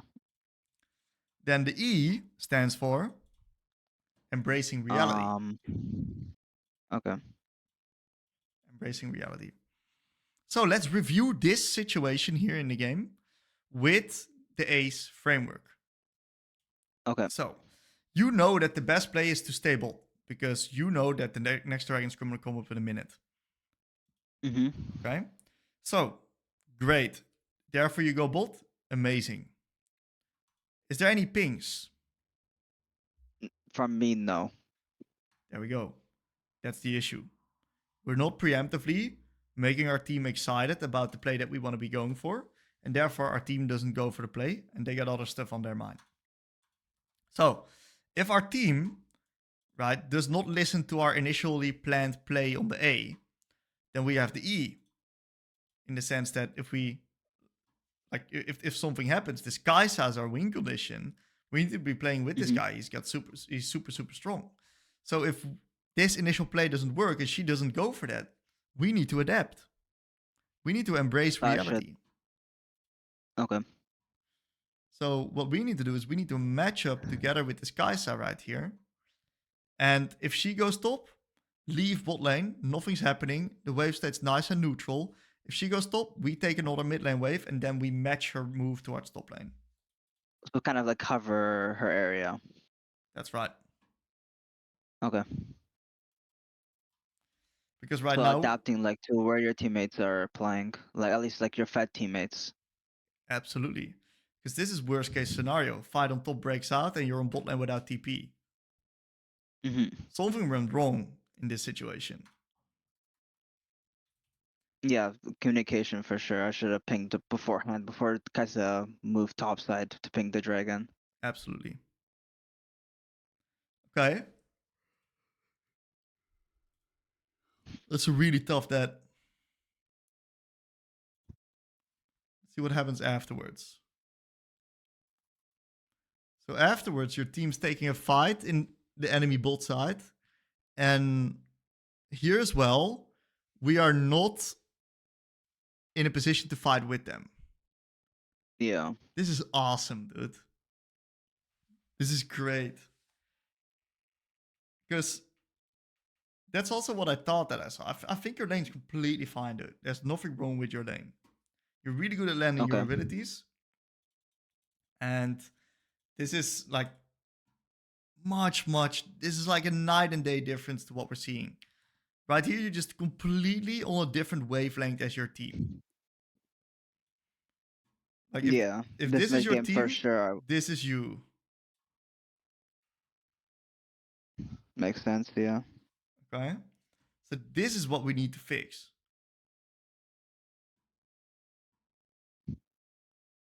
Okay. Okay? So All right. being in the right places. Yes. So Okay. Sounds good. what I want you to do is I want you to review the mid game. And I want you to look at the key moments of the game in whenever Okay. you've played a game. Look at the key moments. So the big fights, when the stuff happens, when like when the game changes, right? Either by in positive or negative. And I want you to look at those key moments, and I want you to ask yourself the question, okay, was I present? Where was I when this happened? And if you are not there, I need you to figure out, okay, how comes I'm not there? And how can I make sure that I am there the next time? And the way that you do this, how can you make sure that you are the next time is for this one, you use the ACE framework. Okay. Okay? Makes sense. Sounds good. Beautiful. Is this clear to you? Yeah, it makes sense. I'll try to incorporate the ACE framework in my next couple of games when I will review the mid game. Very good. Awesome. You know what to work on? Yes, my mid game being present, being making sure that like I'm near my like fed teammates or like trying to like play with my teammates That's in the it, dude. mid game, so not being isolated by myself in the side lane. Perfect. Do that. Let me know how it goes. All Keep me right. updated, all right? Okay. All right. Sounds good. Thank you. Fantastic, no problem. What are we looking at today, Plasma? So last time we spoke, you basically just told me to put in reps with Wei, Okay. which I have been doing over the Okay. past few weeks. And I've also started putting reps in Syndra after Cool. looking at your guide. How are you liking So it? really just sticking to those two champs. Yeah, I've liked Syndra for a long time. Okay. She has that core mage identity that I really like. And yeah, I just like the way she plays. Like, I like all her spells. I Okay. like the idea of one-shotting the carry to win the Yep. game. It's good fun. It's really fun, huh? Awesome, dude. I like the consistency on the mages here. It seems like top lane is our second role. Yeah, I always get auto-filled up usually. It's the OCE server, huh? Mm. Okay, awesome. Honestly, you do a great job sticking to the mages. That's what I love to see. How's the games been going? Do you feel like you're getting a little bit more consistent? But before review, definitely on Hui. On Hui, I feel like I'm becoming very consistent from levels 1 to 9. Yeah. I feel like I know how to hit the stupid mana item that gives you mana when you level up. I know The how to hit that Archangel. item, yeah, and get into like a really good rhythm. Awesome. Definitely the tips for items that you gave me, I felt a lot better. Okay. Deciding on whether I want to go Leandry's for burn or Horizon Focus for the squishy comps, and it Yeah. felt really easy. I feel more confident identifying what I need to do in the games. That's amazing, dude. That really is amazing. Okay. Beautiful. So why'd you bring this vault, and what do you want my take on this one? So unfortunately, this is a very tragic game. I came out of laning phase and really felt like I hadn't done much, and I hadn't had an opportunity to affect the game. Okay. I was just trying to focus on getting my passive stacks on Galio Yep. and keeping my farm up. I can't kill this guy, not with his Aftershock MR build, like resistance build. Absolutely true. And I'm just trying to like get into a really good state where I can come out with my Ludens and move into the game. Unfortunately, people started unfortunately, my Ezreal was running around following me and taking the farm, and he was pinging me and stuff. Okay. But I felt like, was there anything I could do before that point? Let's break it down, Because shall I felt we? like, yeah, I felt like at the end of this, I just didn't do anything. Okay. Perfect. Perfect game for review. So, I'm going to give you a small tip versus Galio. Whenever you're playing versus Galio, Galio wants to push the wave, right? He's got a lot of wave clear in his kit. As a mage, we do not like to get pushed in because it's really hard for us to CS under turret. So if Galio ever uses his Q like this, what I want you to do is I want you to actually start hitting the caster minions. Okay? Yep. They're do more the most damage squishy. with the wave. They deal more damage. And if we can nuke them, we can actually prevent him from nuking the wave into us. And it's gonna Yep. maybe be the difference between you landing 3 or more creeps in the lane, but every small bit matters. Okay. So very nice QE here. Getting ourselves a nice passive stack. We're using a very dangerous skin. This is definitely a pay to lose skin. Okay, good to know. Good to know, huh? I you don't need to be my financial advisor. I do have all the skins, and I just randomly go through them. Okay. Okay, this is pay to lose though. Okay, good Yeah, to it's know. pay to lose. It's pay to lose. I recommend the base skin. The base skin. Okay, try hard with the base skin, Absolutely. and in norms I'll flex on people. Okay, easy. Awesome, dude. Amazing ability usage. Okay, we can break this one down. This is a pretty tricky situation. So I think we land ourselves a beautiful QE. Yeah, Susie tries to last hit, and I feel like I shouldn't have gone for the W.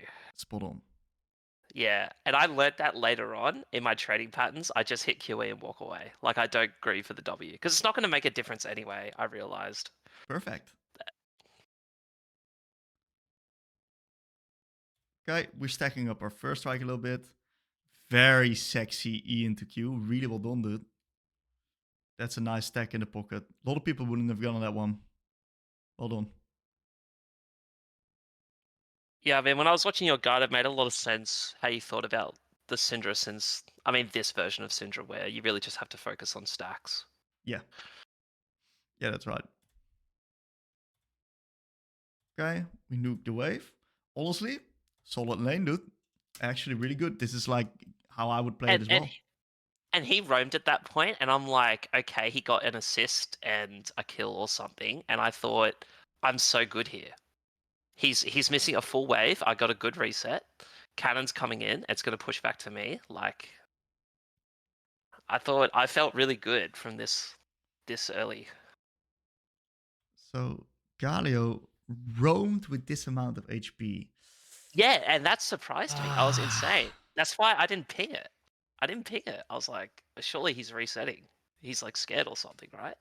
Okay, so let's figure out together. Okay, how could Galio have done this? Because this is like we gotta recognize a pattern. We gotta still learn from this situation. So, what do you think makes this work eventually when Galio disappears?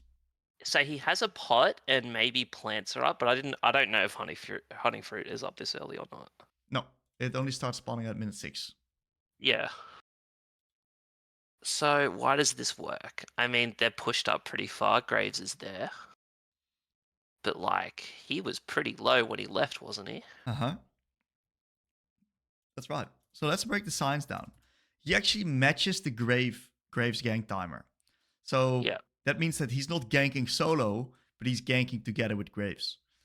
Another thing that's happening is that your bot lane is pushed up, and look how low they are. Yeah. If your That bot doesn't lane's matter higher if he's HP, low. exactly. Yeah. So view very small niche things that make this work. Honestly, it is okay. Well played to him. Next time, we'll keep in mind Galio is a roaming champion. We're going to try to do a little bit better. It is what it is. Yeah. Okay. Very nice. We walk back. We lose 2 creeps. That's okay. We keep the TP. This is a pretty dangerous situation with the Eve. Eve's fine. Let's try to get to our lost chapter plus refill. Get some stacks in the meantime.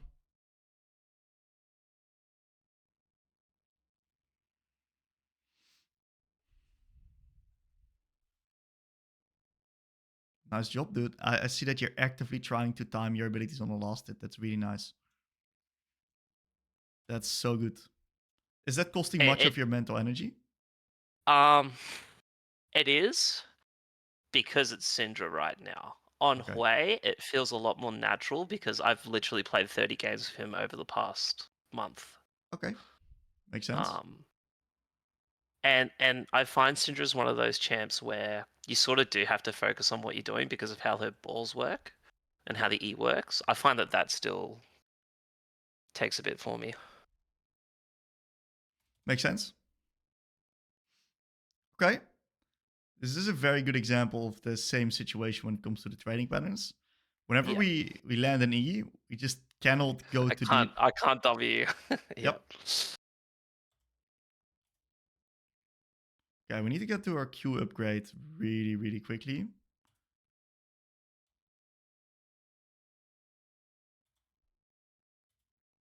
Very dangerous dragon here.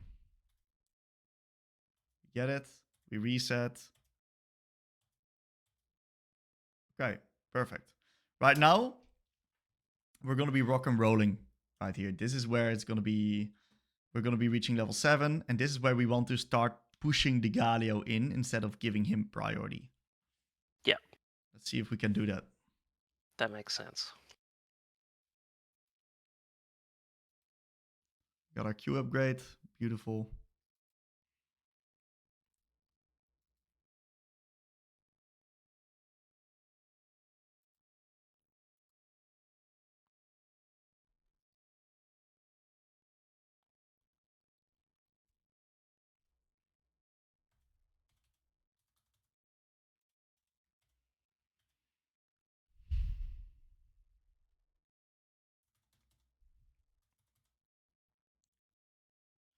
I think one thing that I'm seeing is from this point, I want your focus to be more on the wave and less on the Galio. If that makes sense.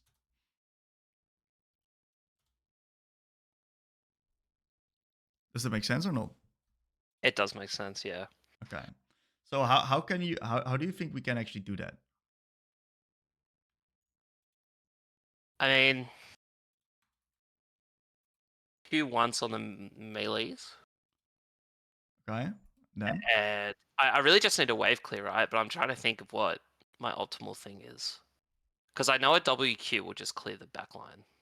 exactly, just do that. Just pick up Okay. one of these melees, WQ the casters, and Yeah. what's he gonna do? You still got your next Q and your E available, so we can never dash onto Yeah. you. That's how you can Yeah. guaranteed get prio in this lane. Yeah, okay. That makes sense.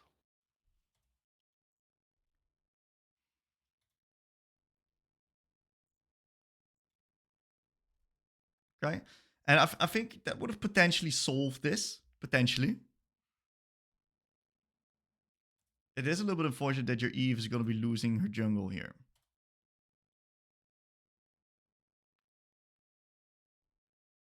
Very nice stun, actually.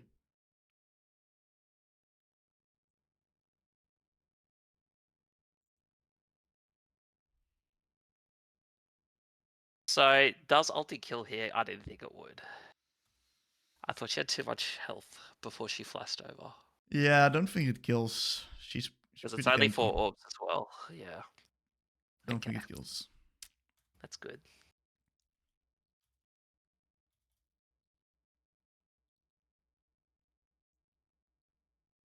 Yeah, I think you did your best, though. I thought Urgot was going to come onto him, but then I saw the Camille. I was like, okay. Yeah. It was a bit of a messy. Yeah, I'm looking at ability usage. Honestly, it was good. You did a good job. We got the graves. This is fantastic. Okay.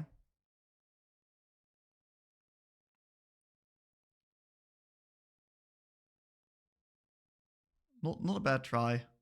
He's a little bit tanky. Nice reset. Holy moly. Yo, I'm kind of impressed with how we've been playing so far, actually. It's a little bit unfortunate because we don't really have another option, and Galio also plays it incredibly well. So Yeah. This is D2, by the way. I played this today, so a bit higher up for my last VODs.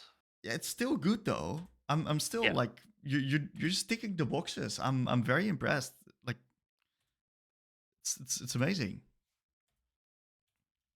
Okay. We need to press tab, see what's going on here.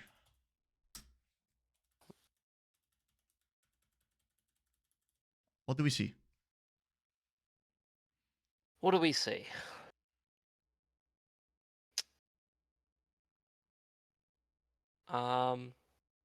What's sticking out to me right now is everyone's kind of even. I don't think there's, to me, when I look at this, I don't see any real strong side or weak sides on either team. So what does that mean for you? I need to hit my item spike, and my targets this game are Graves and Caitlyn Lux. Which side are we going to play on? I probably should play on the bot side because Camille's really hard to gank, and it's pretty scary to gank her Okay. as Syndra. I personally play where my jungle's at. Oh, okay, so just wherever Eve goes? Yeah. Try to shadow your Eve. Yep. Exactly, because that way we can play numbers. That way we can always play man advantage situations. Yep. Okay. Awesome.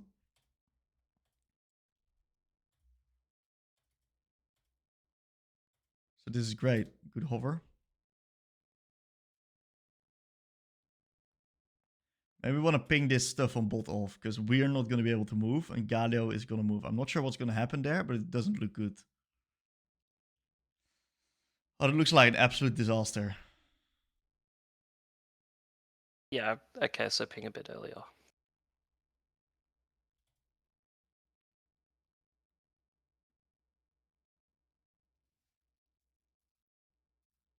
Honestly, you're team trading 2 for 1. Not Yeah. too bad. I was like, okay, I thought we were gonna get wiped because I realized it too. I knew exactly what was happening, but I didn't feel like I could move. I feel like Galliot will just turn around and bot me. No, I don't think you can move. He's I so personally tanky, and wouldn't have moved he'll either. he'll just walk up. Yeah, okay, because that was my. This is what I got flamed for in the game as well. Like, Syndra, why didn't you move? Yeah, I don't think you can. Because Grace So, like, also I tried- showed, right? Yeah, Grace was there. Like, he was just there. I Yeah. just had him. Can't So move. I'm like, if I, yeah. We ping it off. I think the main communication is we got to ping it off earlier. Predict the situation a little bit Yeah. earlier, ping it off. And we got to take plates, dude. We need to take plates. I reckon as many plates as possible, guys. We got to get rich. Yep.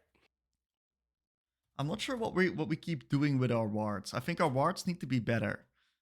Let's I want to rewatch how we've been warding this game. Gonna- Probably, I haven't focused on warding at all. We constantly get into a position where we have no vision around mid lane, at least no good one. So let's see. I where will we say ward. my pink purchases have been a lot better since our last thing too. Not Okay. sure if it's good this game, but on average, I've definitely been buying more and using them.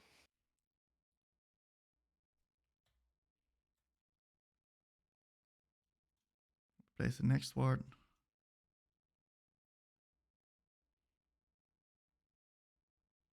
Yeah, our wards are not it. Okay. It's really hard for you to get priority with the type of wards that we're running as well. Yep. I think that's something that we're recognizing here.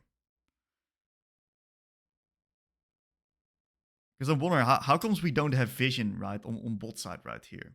How comes we don't Because have a ward so we can spot the Galio? I don't have a pink.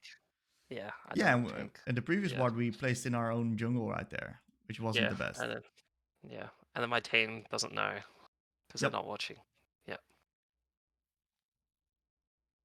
And then this ward's also like very mediocre here. This ward doesn't offer you anything. Yeah. But let's go back to normal speed.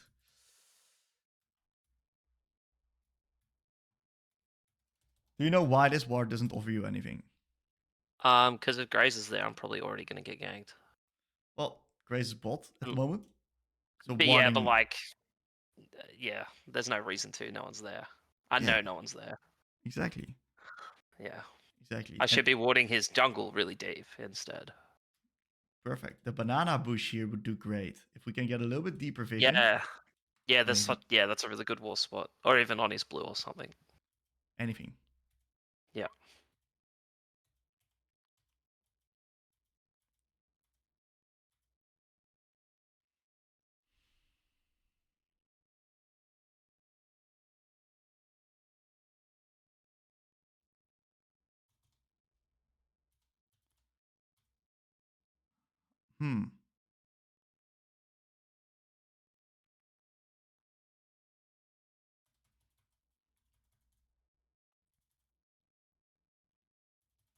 I think the issue stems all the way back here.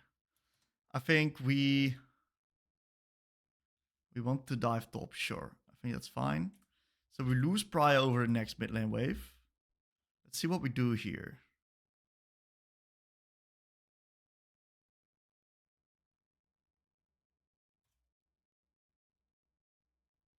Galio plays Bolt.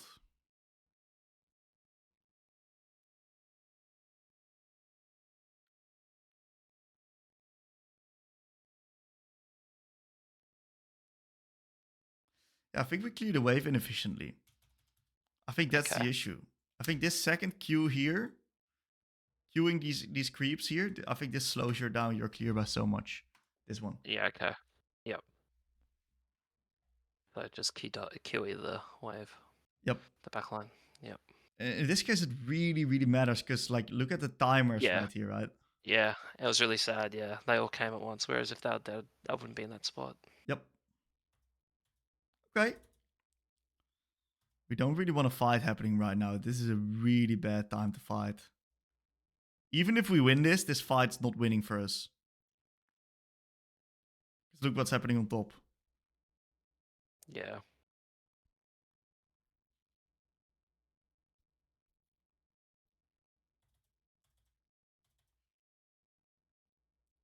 Oh, what a disaster.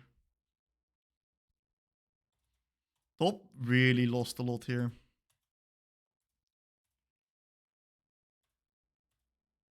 Top died. Doing a pretty good job farming.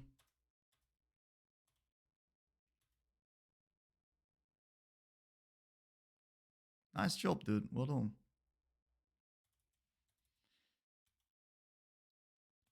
Okay, let's see if we can press tab. Identify the game state.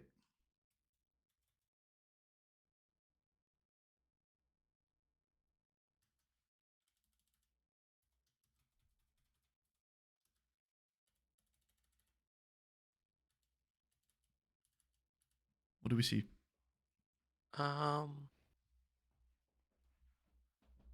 Man, my team is down a lot now, They are. especially bot side. I'm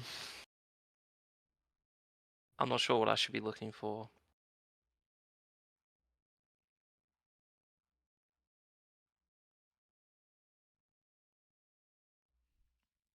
In this situation.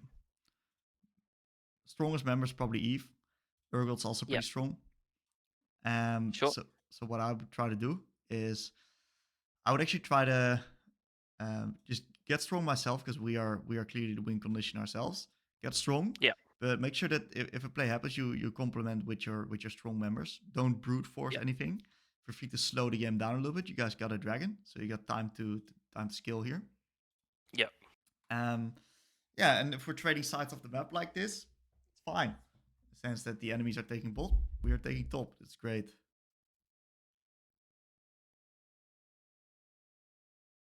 Beautiful stun. Yeah, unfortunate that she got Lux Cute there.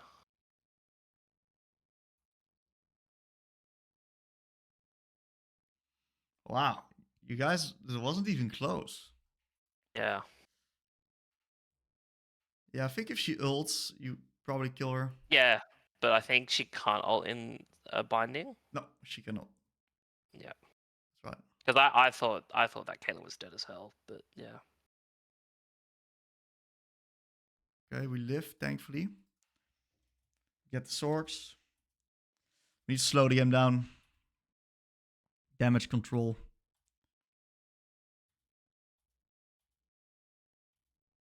That means pushing in waves deep. Just hitting the item spikes. I reckon we give the next dragon. Next dragon is the next objective right here, which means that we want to keep playing top. So we just stay top lane right here. And we're going to try to put a pressure point there. Yeah. At this point, this is where Ezreal started following me around, and I just got to try and farm and try and not let him tilt me. Oh, he just starts following you around? Yeah. So I'm not sure if this is like reviewable or should we matter. Yeah, he was very upset. You took the kill? I don't know. Maybe yeah, this probably fucking this made a shit go black here. Yeah. I can see it. Okay. Well, he's had enough. He's 1-5. He's struggling in the lane, and then you took the kill. Yeah. Yeah. And I asked it because, listen, buddy, I want the 300 gold. Yeah, of course, you should have taken it too. So honestly, I don't mind this. Like, it sucks. Blows. Yeah. Okay, from this point, it's But I felt, pretty whatever. yeah, from this point, it's whatever. Until then, I still felt like, man, that Galio definitely did way more than me at this point in the game. Yeah. I felt like. Yeah, he did Galio things. But maybe that's how the champs play. I don't know. I just kind of wanted your feedback on it. Great vault, dude. Yeah. Great vault. I think there's some underlying things that led to this entire situation happening. So it's not like one specific problem. It's multiple things not being optimal that lead to Galio getting these opportunities. One thing is, I think our warding and leaning could have been a little bit better. Yeah. And if we ward and lean better, that means that we block Galio off from roaming towards one side. So we give him less opportunities. Yeah. Or at least my team is able to react better. Exactly. Yeah. Yeah. So that's number one. I think another thing that we're seeing right here is that we were actually not really sure how to clear the wave properly sometimes. Yes. And we were not really sure how to get the priority into the Galio, which meant that we actually got into a position where the Galio was able to get the roams off because he was clearing the wave before we did. Yeah. Those were like those levels 7+, right? Yeah, absolutely. Yep. Yep. And then the final thing is I think that sometimes our communication could have been a little bit better. Yep. And if you start adding these things up right here, you see that now the Galio actually did get the opportunities because we gave him the opportunities to roam. Yeah.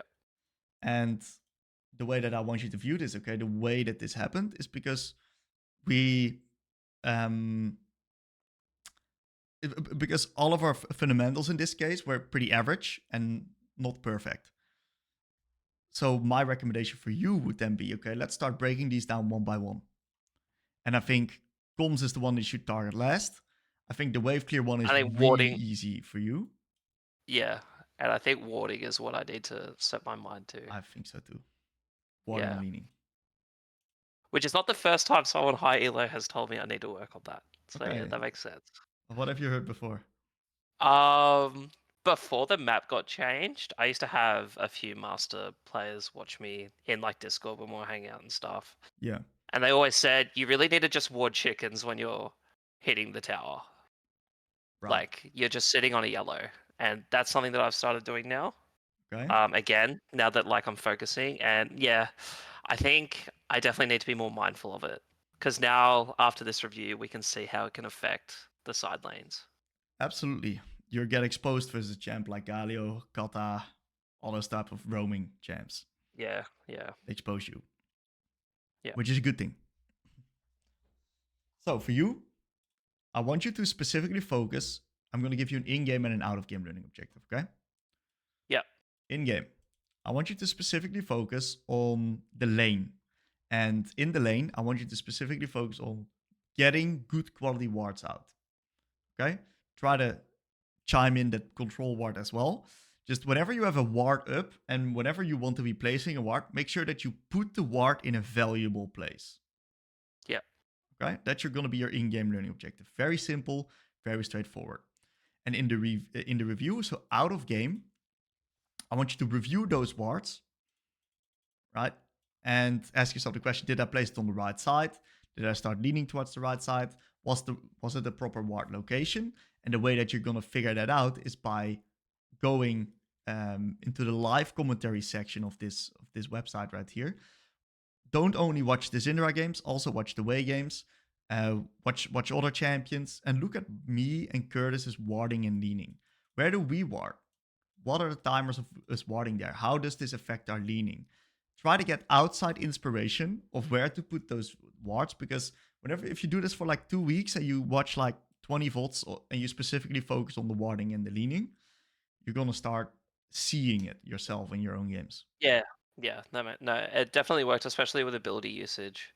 And not just like Hui E, which is what we talked about last time, but like how do I use Syndra stun? When Right. am I allowed to use it? When am I not? Same concept, but you can apply it to every mage who has like a push like that. Absolutely. Yeah. Okay. That works. Yep. Yep. Very good. Any other questions, Right. dude? No, not really. I've hit T2, that short-term goal. Haven't hit 50 games in there yet, but yeah. Congrats, Now it's though. Masters. That's the new goal. It's Masters. Amazing. All right. Amazing. Thanks, Tim. No problem at all. The VOD itself, it's like a VOD. It definitely shows one way in which I'm losing games, even though this particular game we won, but it could have easily been a loss. um, just as a brief reminder of the timeline, like last time during our session, you gave a learning objective to learn like trading within windows and timing last hits. Yeah. So like basically I did that for 2 weeks. I went back to business as usual, and then I had like a honeymoon in Europe, so like the level of play degraded a bit because I didn't play for a week. But now I think I'm back to normal, and I'm in a state where it's kind of just like um, playing for execution, so to speak, where like I'm not really sure what to focus on. From my trends and observation, I think one of my biggest problems right now is just adherence to my champions reference points and identity. Sometimes I want like like for example when it comes to like laning and fighting, like if you play the VOD you'll see that like it's a lot of like fighting and heavy trading, even though I don't strictly need to win the early lane, especially before I get my Q upgrade. Like there's a point where I am a lot stronger than Oriana, but I try to make things happen when I'm not stronger, and when I watch other people play the matchup they have a slightly different mindset. Okay. I think also like after doing like that, 2 week challenge for like trying to hit skill shots, I am a little bit too preoccupied with just like landing my abilities onto the opponents, and I Okay. find that in these matchups, using them for CS can actually lead to effective trades or deny good trades from the opponent. Okay.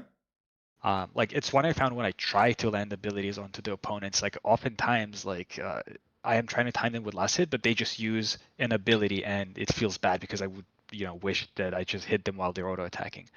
Okay. So it's like a bunch of those kind of things. But yeah, like what I'm looking for after this VOD is like figure out, do I continue in execution mode with like currently a 52% win rate and like slowly climb, or is there something where like I should really focus on? Like I think this one doesn't really show like some of the like mid game stuff that I might still be struggling with. I might bring that for another session. Sounds awesome, dude. Let's just break it down and see where we get. That's good. So, what are the things that you see? Because this is an explosive, like this is one of the most explosive matchups in the game. It's really important to recognize what our goal is in the matchup given the game state. Right? What is actually going on in the game that is going to influence the way that we want to be playing this matchup?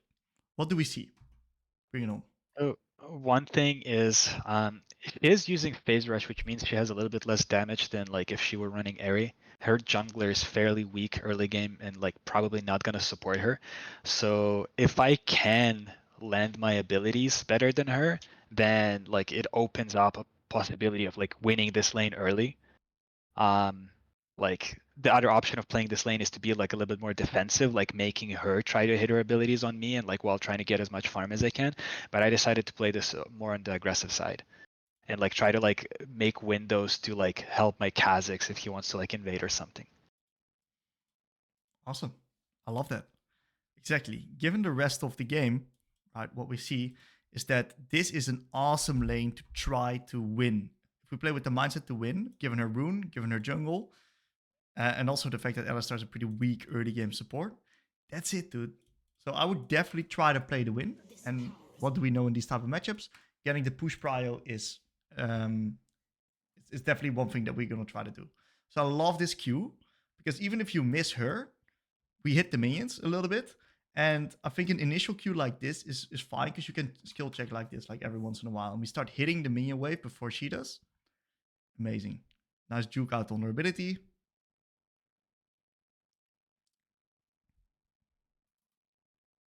Okay.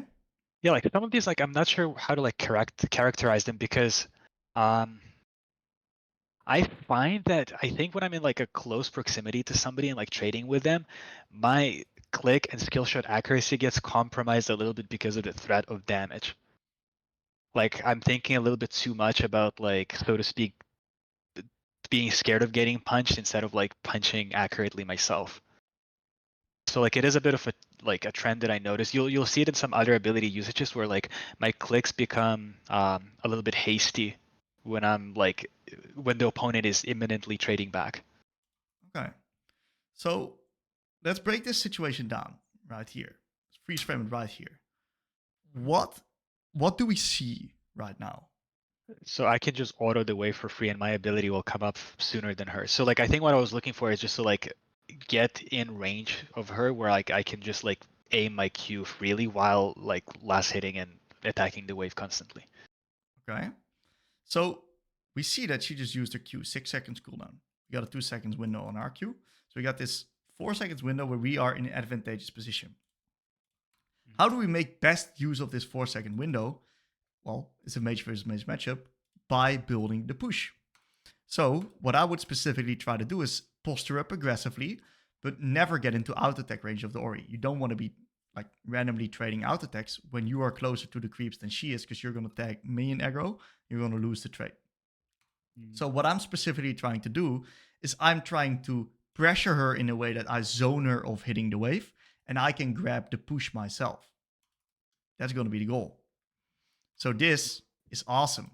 Let's nuke this minion here, get the last hit.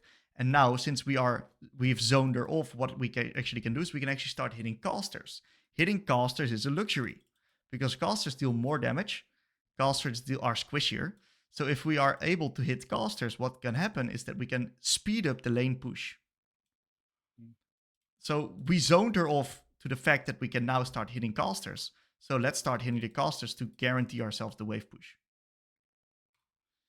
And there's no reason to throw an ability right now because she's not standing still. It's really easy for her to fake her movement, to dodge.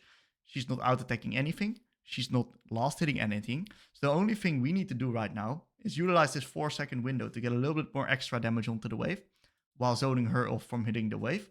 And then when she gets her ability back, that's when we go outside of her Q range again and we just start matching out attacks until we juke out on one of her abilities, or whenever we get a trading window, and that's when we strike again.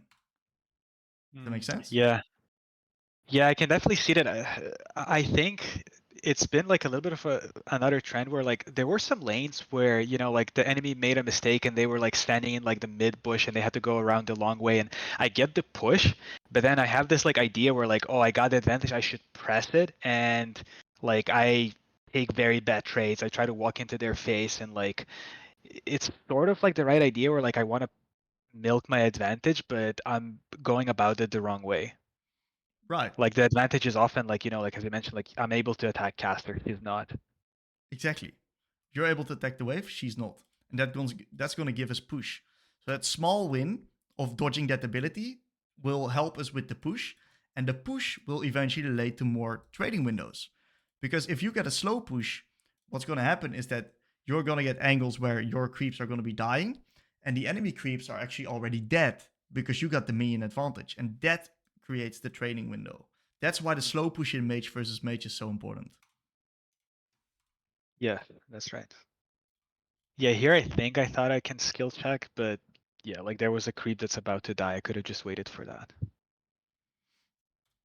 Okay, so a little bit on the back foot here.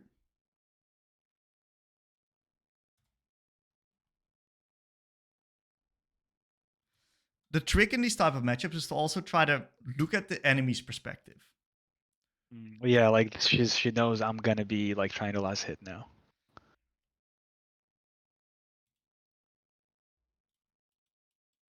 She has nothing to think about except for you. There's no creeps dying. Your creep is a little bit lower.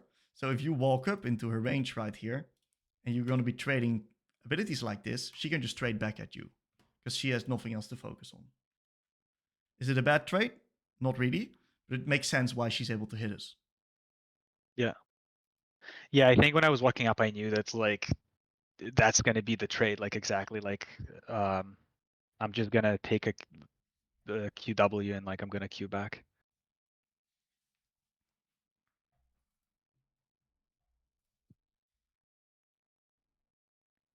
This is gorgeous. This is the best ability that we've thrown so far. We hit the entire wave, so we solidify the slow push. We hit the Orianna onto the last hit. Bingo. Gorgeous. Hmm. Now we reach level 3 advantage. Beautiful. Look what she just did. She used both her W and her Q. This means that we can now take up a lot of space in the lane. So there's also like minions that are about to die. Do I prioritize space or like last hitting right now, or both? It really depends, because what we recognize right here is that we're getting into the position where the enemy Orianna is getting some windows where she needs the last hit, but we need the last hit ourselves as well. Well, we're not gonna miss creeps, so we need to prioritize our own last hits, of course. Mhm. Unless we get this insane trading window, then we take it. But otherwise, just make sure that you hit every creep yourself, because in the end, we're not really playing to kill her; we're playing for a main advantage.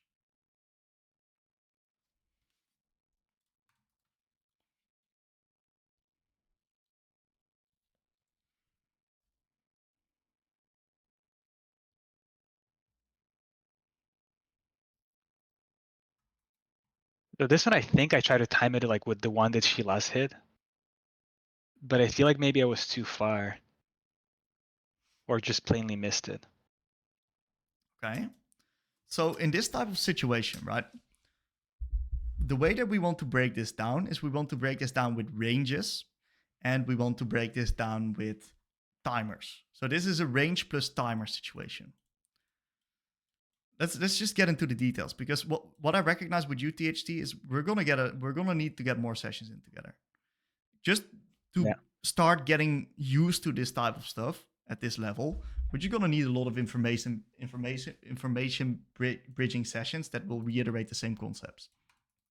So what we're seeing right here is that this creep is gonna be dying. Okay? What I want you to look at right now is I want you to look at the caster creeps. How many caster creeps are hitting this creep? Okay? 2. Okay. So now I want you to envision yourself as a time bar of how much time that you have, that Orianna has to last hit this creep. That's the way that I want you to envision this. In this situation, since there's 2 casters hitting, her time bar is about this long. If there was only 1 caster hitting, she's got double the time, because the main is taking less damage. If there's 3 casters hitting, it's about 2/3 of this initial of this one. You see the difference in timers? The shorter the timer is for Orianna, the easier it is for us to time our ability in this timer. Because what Orianna can do given this timer is she can hit it either really early at the beginning or really late at the end, which means that if your skill shot window is this big, right, that means that she's got this extra bit of time that she can play around with. And that's not necessarily what she's doing here. I think right here it's more of a range factor, but this is the timer factor. Does this make sense? I did find it quite a bit when I was like doing this like 2-week learning objective thing, where occasionally like I can see that there's a last hit, but my opponent can either last hit now or they can wait another attack from their caster, and like that's what I was like confused myself, where it's like, well, there is a last hit, but like they're not forced to click a button and lock themselves in an animation like right this second. Yes. That's So exactly like, yeah, what we're like looking at here. right. In this case, I think she is locked for quite a bit. Well, let's break it down. If she doesn't hit this one right now, these 2 casters will kill it. Yeah. Right here. So her timer is not that long. She has a pretty short timer. She has this 1 timer of these caster auto attacks. Mm-hmm. And I'm not sure how fast that these casters auto attack precisely. I always do it on feel, but I think it's about a second that she has to last hit this creep before it dies. She needs to get the animation of the auto attack off as well. She hasn't done that yet. So it's really easy. If she doesn't throw the auto attack right now, she will lose the creep. Mm. So we've now broke down the timer aspect of this last hit. Now let's break down the range aspect of this last hit, okay? The range aspect is very, very simple as well. Orianna is most likely going to out-attack it. This is her out-attack range. And what we know is that we want to be hitting her with our QE or W into Q. Both work, I don't care which one you use.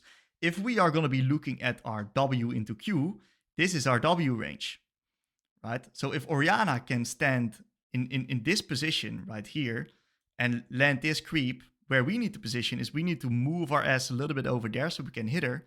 So we need to be standing right here if we want to be landing an ability onto Orianna onto this creep.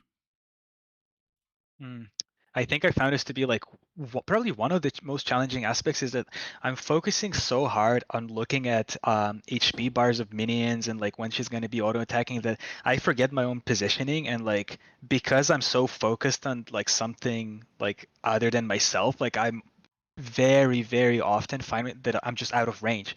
I think to myself, oh, like there's a trading window, but I'm standing so far that like I can't hit my abilities. Like That's okay, dude. it's like yeah, a lot of things to think at the same time. It makes sense. It is really, really hard to do. It's really, really hard to do. Like it's so much stuff that it's normal that you don't get this in 2 weeks. Matter of fact, before I even got remotely decent at it, it took me 2 months. 2 full months of only working at lane. And I still think that there's a lot for me to gain. I still think I'm only 20% there when it comes to my gameplay. It's crazy, huh? And now imagine Chovy is 100%.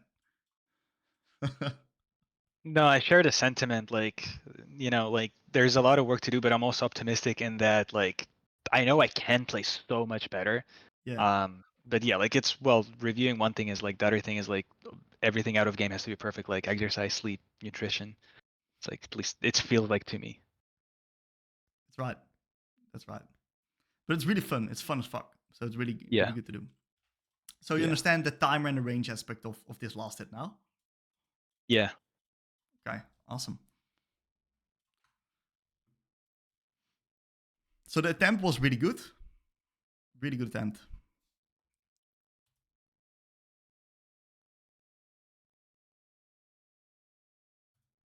Okay? Yeah, so this one, like in this example, do I just well, I can sacrifice the creep, take the W, or Q the creep? Okay. Very good. Let's break it down. So what's our timer right here? We got a very short timer because there's going to be 3 casters plus a melee hitting this creep, which means that we either hit it now while our caster hits our targeting, or we don't get the creep. So we have a very short timer, which makes it really easy for Orianna to hit us because our timer is so short. So what do we see? We are currently not in a position where we can last hit this creep and where the Orianna is out of our range. So given the fact that the range factor plus the timer factor is not in our favor, what we can do is we can just queue it. Yeah. That way we deny her window. Let me show you That's something. a good point.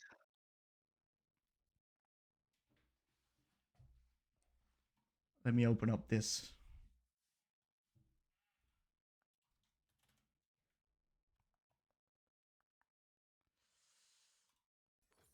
Okay.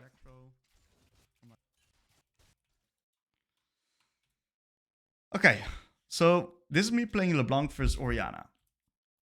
And this is same as Syndra versus Orianna, really, really challenging lane micro-wise. So I try to get the push. It's the same situation because the one that gets the push has the easier trading windows. And what you have to understand is that I'm using this timer knowledge versus her right now. And I'm putting myself in Orianna's shoes and I'm thinking in her perspective, okay, what is she going to do? So let's look at this minion right here.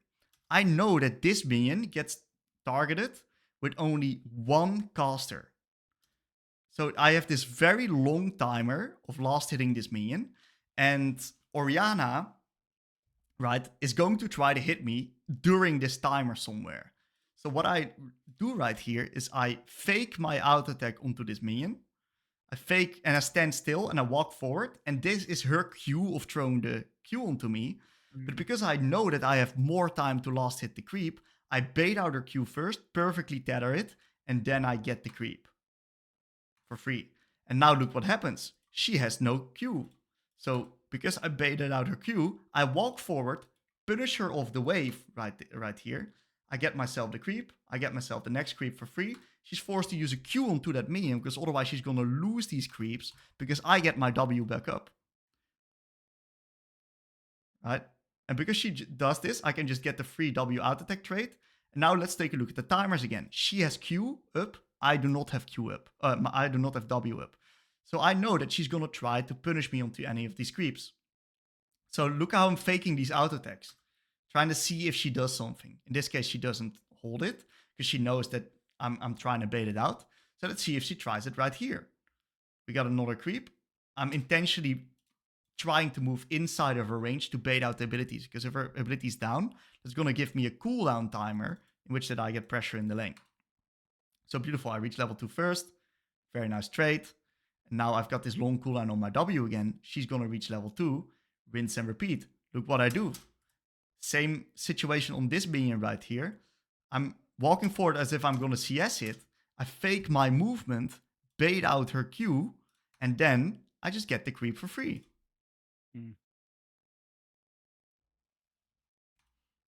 And from this point, look, she now needs to last hit this creep. I have all my creeps available, plus my cooldowns, and the review. I get a QW out attack, electrocute proc, lane's over for her. It's done. Yeah, I can see that. But like, if you were to review from her perspective, like Yeah. you would also probably like done things very differently.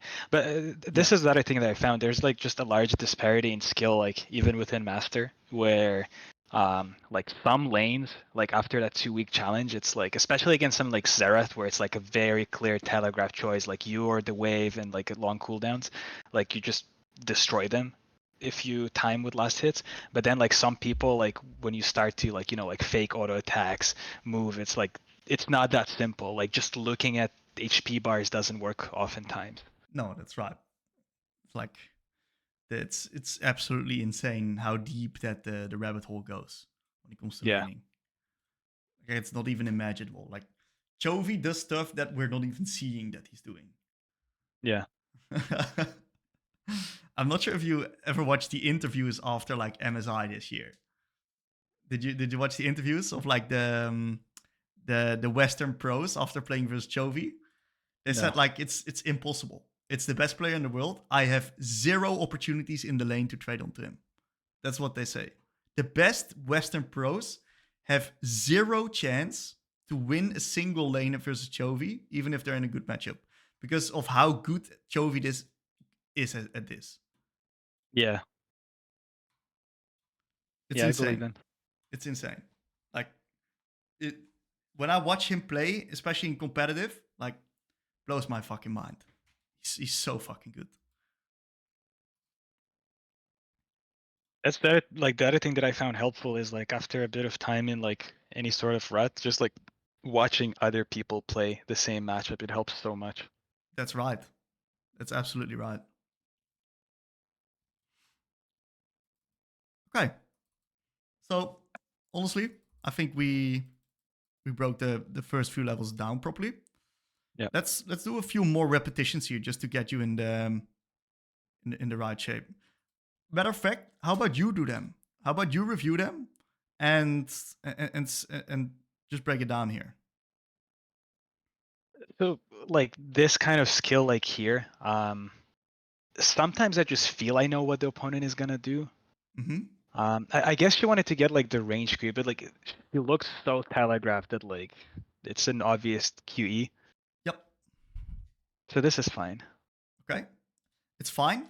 How can we make it even better?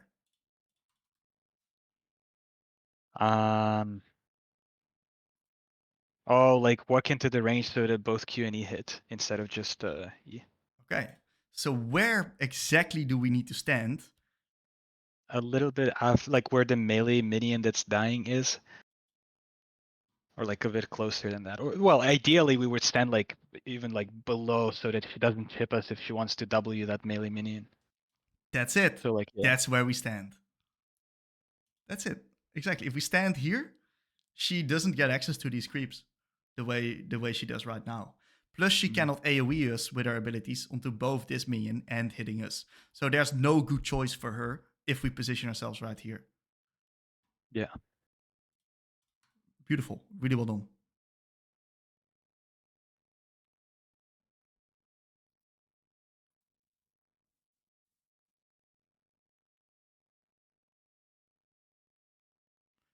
What an awesome job by this Oriana, by the way. Oh, like zoning from cannon. Absolutely.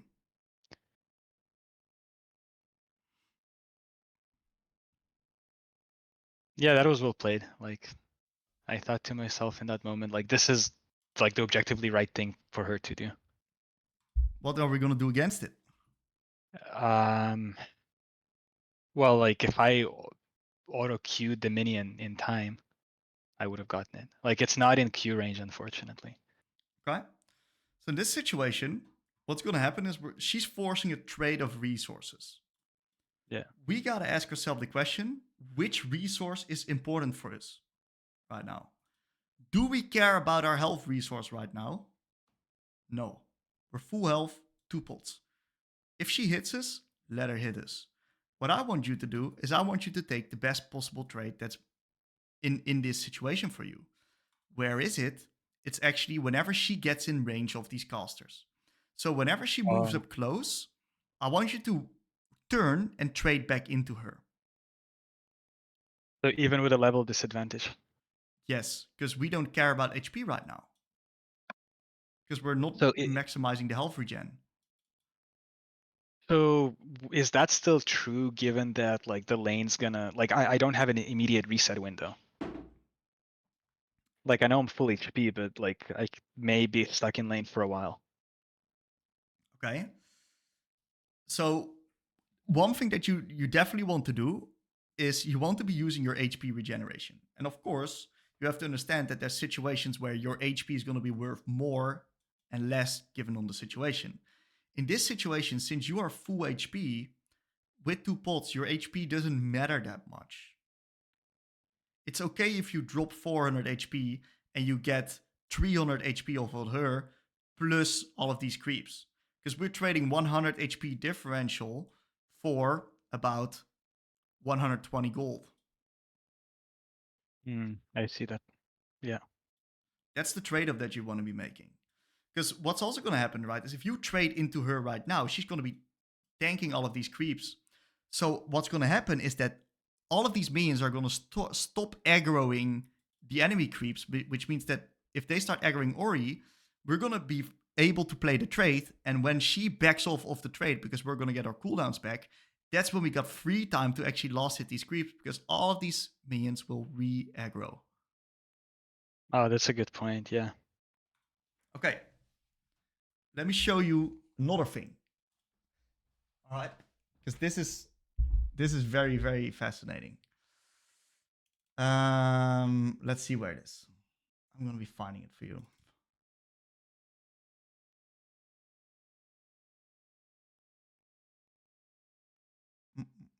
Give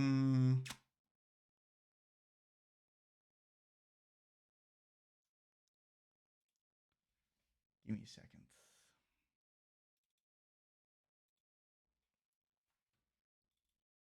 All right, I'll just.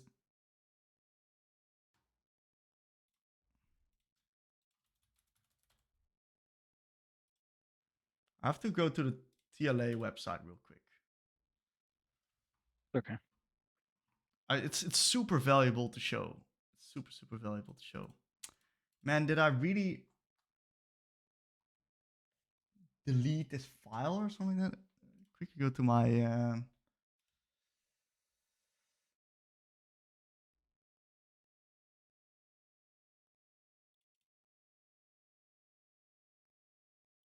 Oh.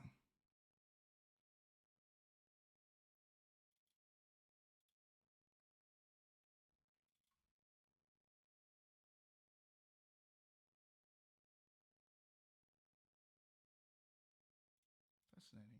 Okay. Mm-mm-mm-mm-mm. Okay.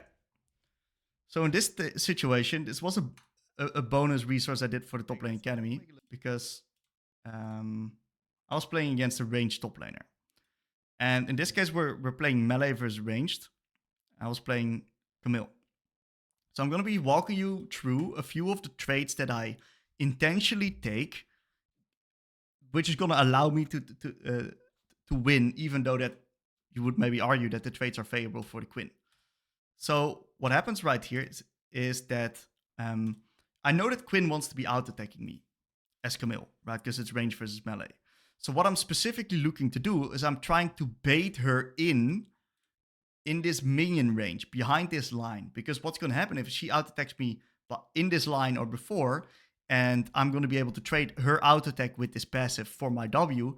In the meantime, these minions will re-aggro onto her, and that will actually mean that she's going to lose the trade. So let's see how that actually plays out.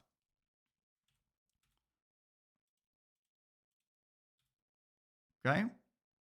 So I bait her in. We draw the line. And now see what happens. She hits me. And all of these creeps start hitting her back. Everything. So if we look at this, is that this is an amazing trade for me. Plus, what happens right now is that therefore the minion wave also pushes a little bit quicker towards me because my minions stop hitting the enemy minions, which means that I get now more opportunities to last hit as well. Look what happens here. Look at how the minion aggro shifts. I intentionally take this trade again. Look at my W and look at what happens to these creeps. This creep is nuking this low health caster red minion and it's now hitting the Quinn. So they stop hitting this red minion, and because Quinn needs to back off, otherwise she's taking too much caster aggro, I can walk forward and snag this creep. You see where it's going? Yeah. It feels like it's more uncommon in mid, but it's still a thing. Like I think it happened to me when I try to deny minions, but then like because I attack them and the minions aggro on me, like like I can't deny them because their minions aren't attacking the minions to deny, if you know what I mean. Exactly. Exactly. So you gotta always be careful with auto-attacking on those situations because you're gonna re-aggro minions, which is gonna mean that you don't deny them the creeps. Yeah, that's interesting. Right? Oh, this is so awesome, dude. This is so awesome. That's absolutely awesome. Okay, do you want to go any further, by the way? Is there anything in specific that you want to cover, THT? No, I think we covered like the micro aspects. And like again, it's always funny how like I think to myself, this isn't really like the big issue in the journey. It's like, like reference points mid game and all that, but like we still extract so much from this VOD. And the reality of the situation is, if we're going to be looking at reference points and mid game, we'll have the exact same situations that we're going to be extracting shit tons, dude. Yeah, definitely. Like we can make it as we can go so deep. Like there's so much to this game. It's unbelievable. Okay. Yeah, I think I'll definitely continue practicing with like focus on like executing and reviewing the micro. Meanwhile, while also looking for like, like if I have VODs for like the other stuff that I mentioned, like reference points and mid game and so forth, because those definitely also need refinement. Sounds like an absolute plan, dude. Okay. All right. Keep executing. Thanks a lot. Don't waste too much time on keep this in the back of your mind. Use this as an information bridging session, and then keep executing. I think that's good for you. You now have a better understanding of what to look for in the review. Don't review too long as well. Keep it nice, steady, and clean. Keep executing, and eventually bring a VOD that you really think brings in your core issues. We're going to be dissecting that one the next time, okay? Okay, that's perfect. Thank you so much. Awesome. No problem at all, dude.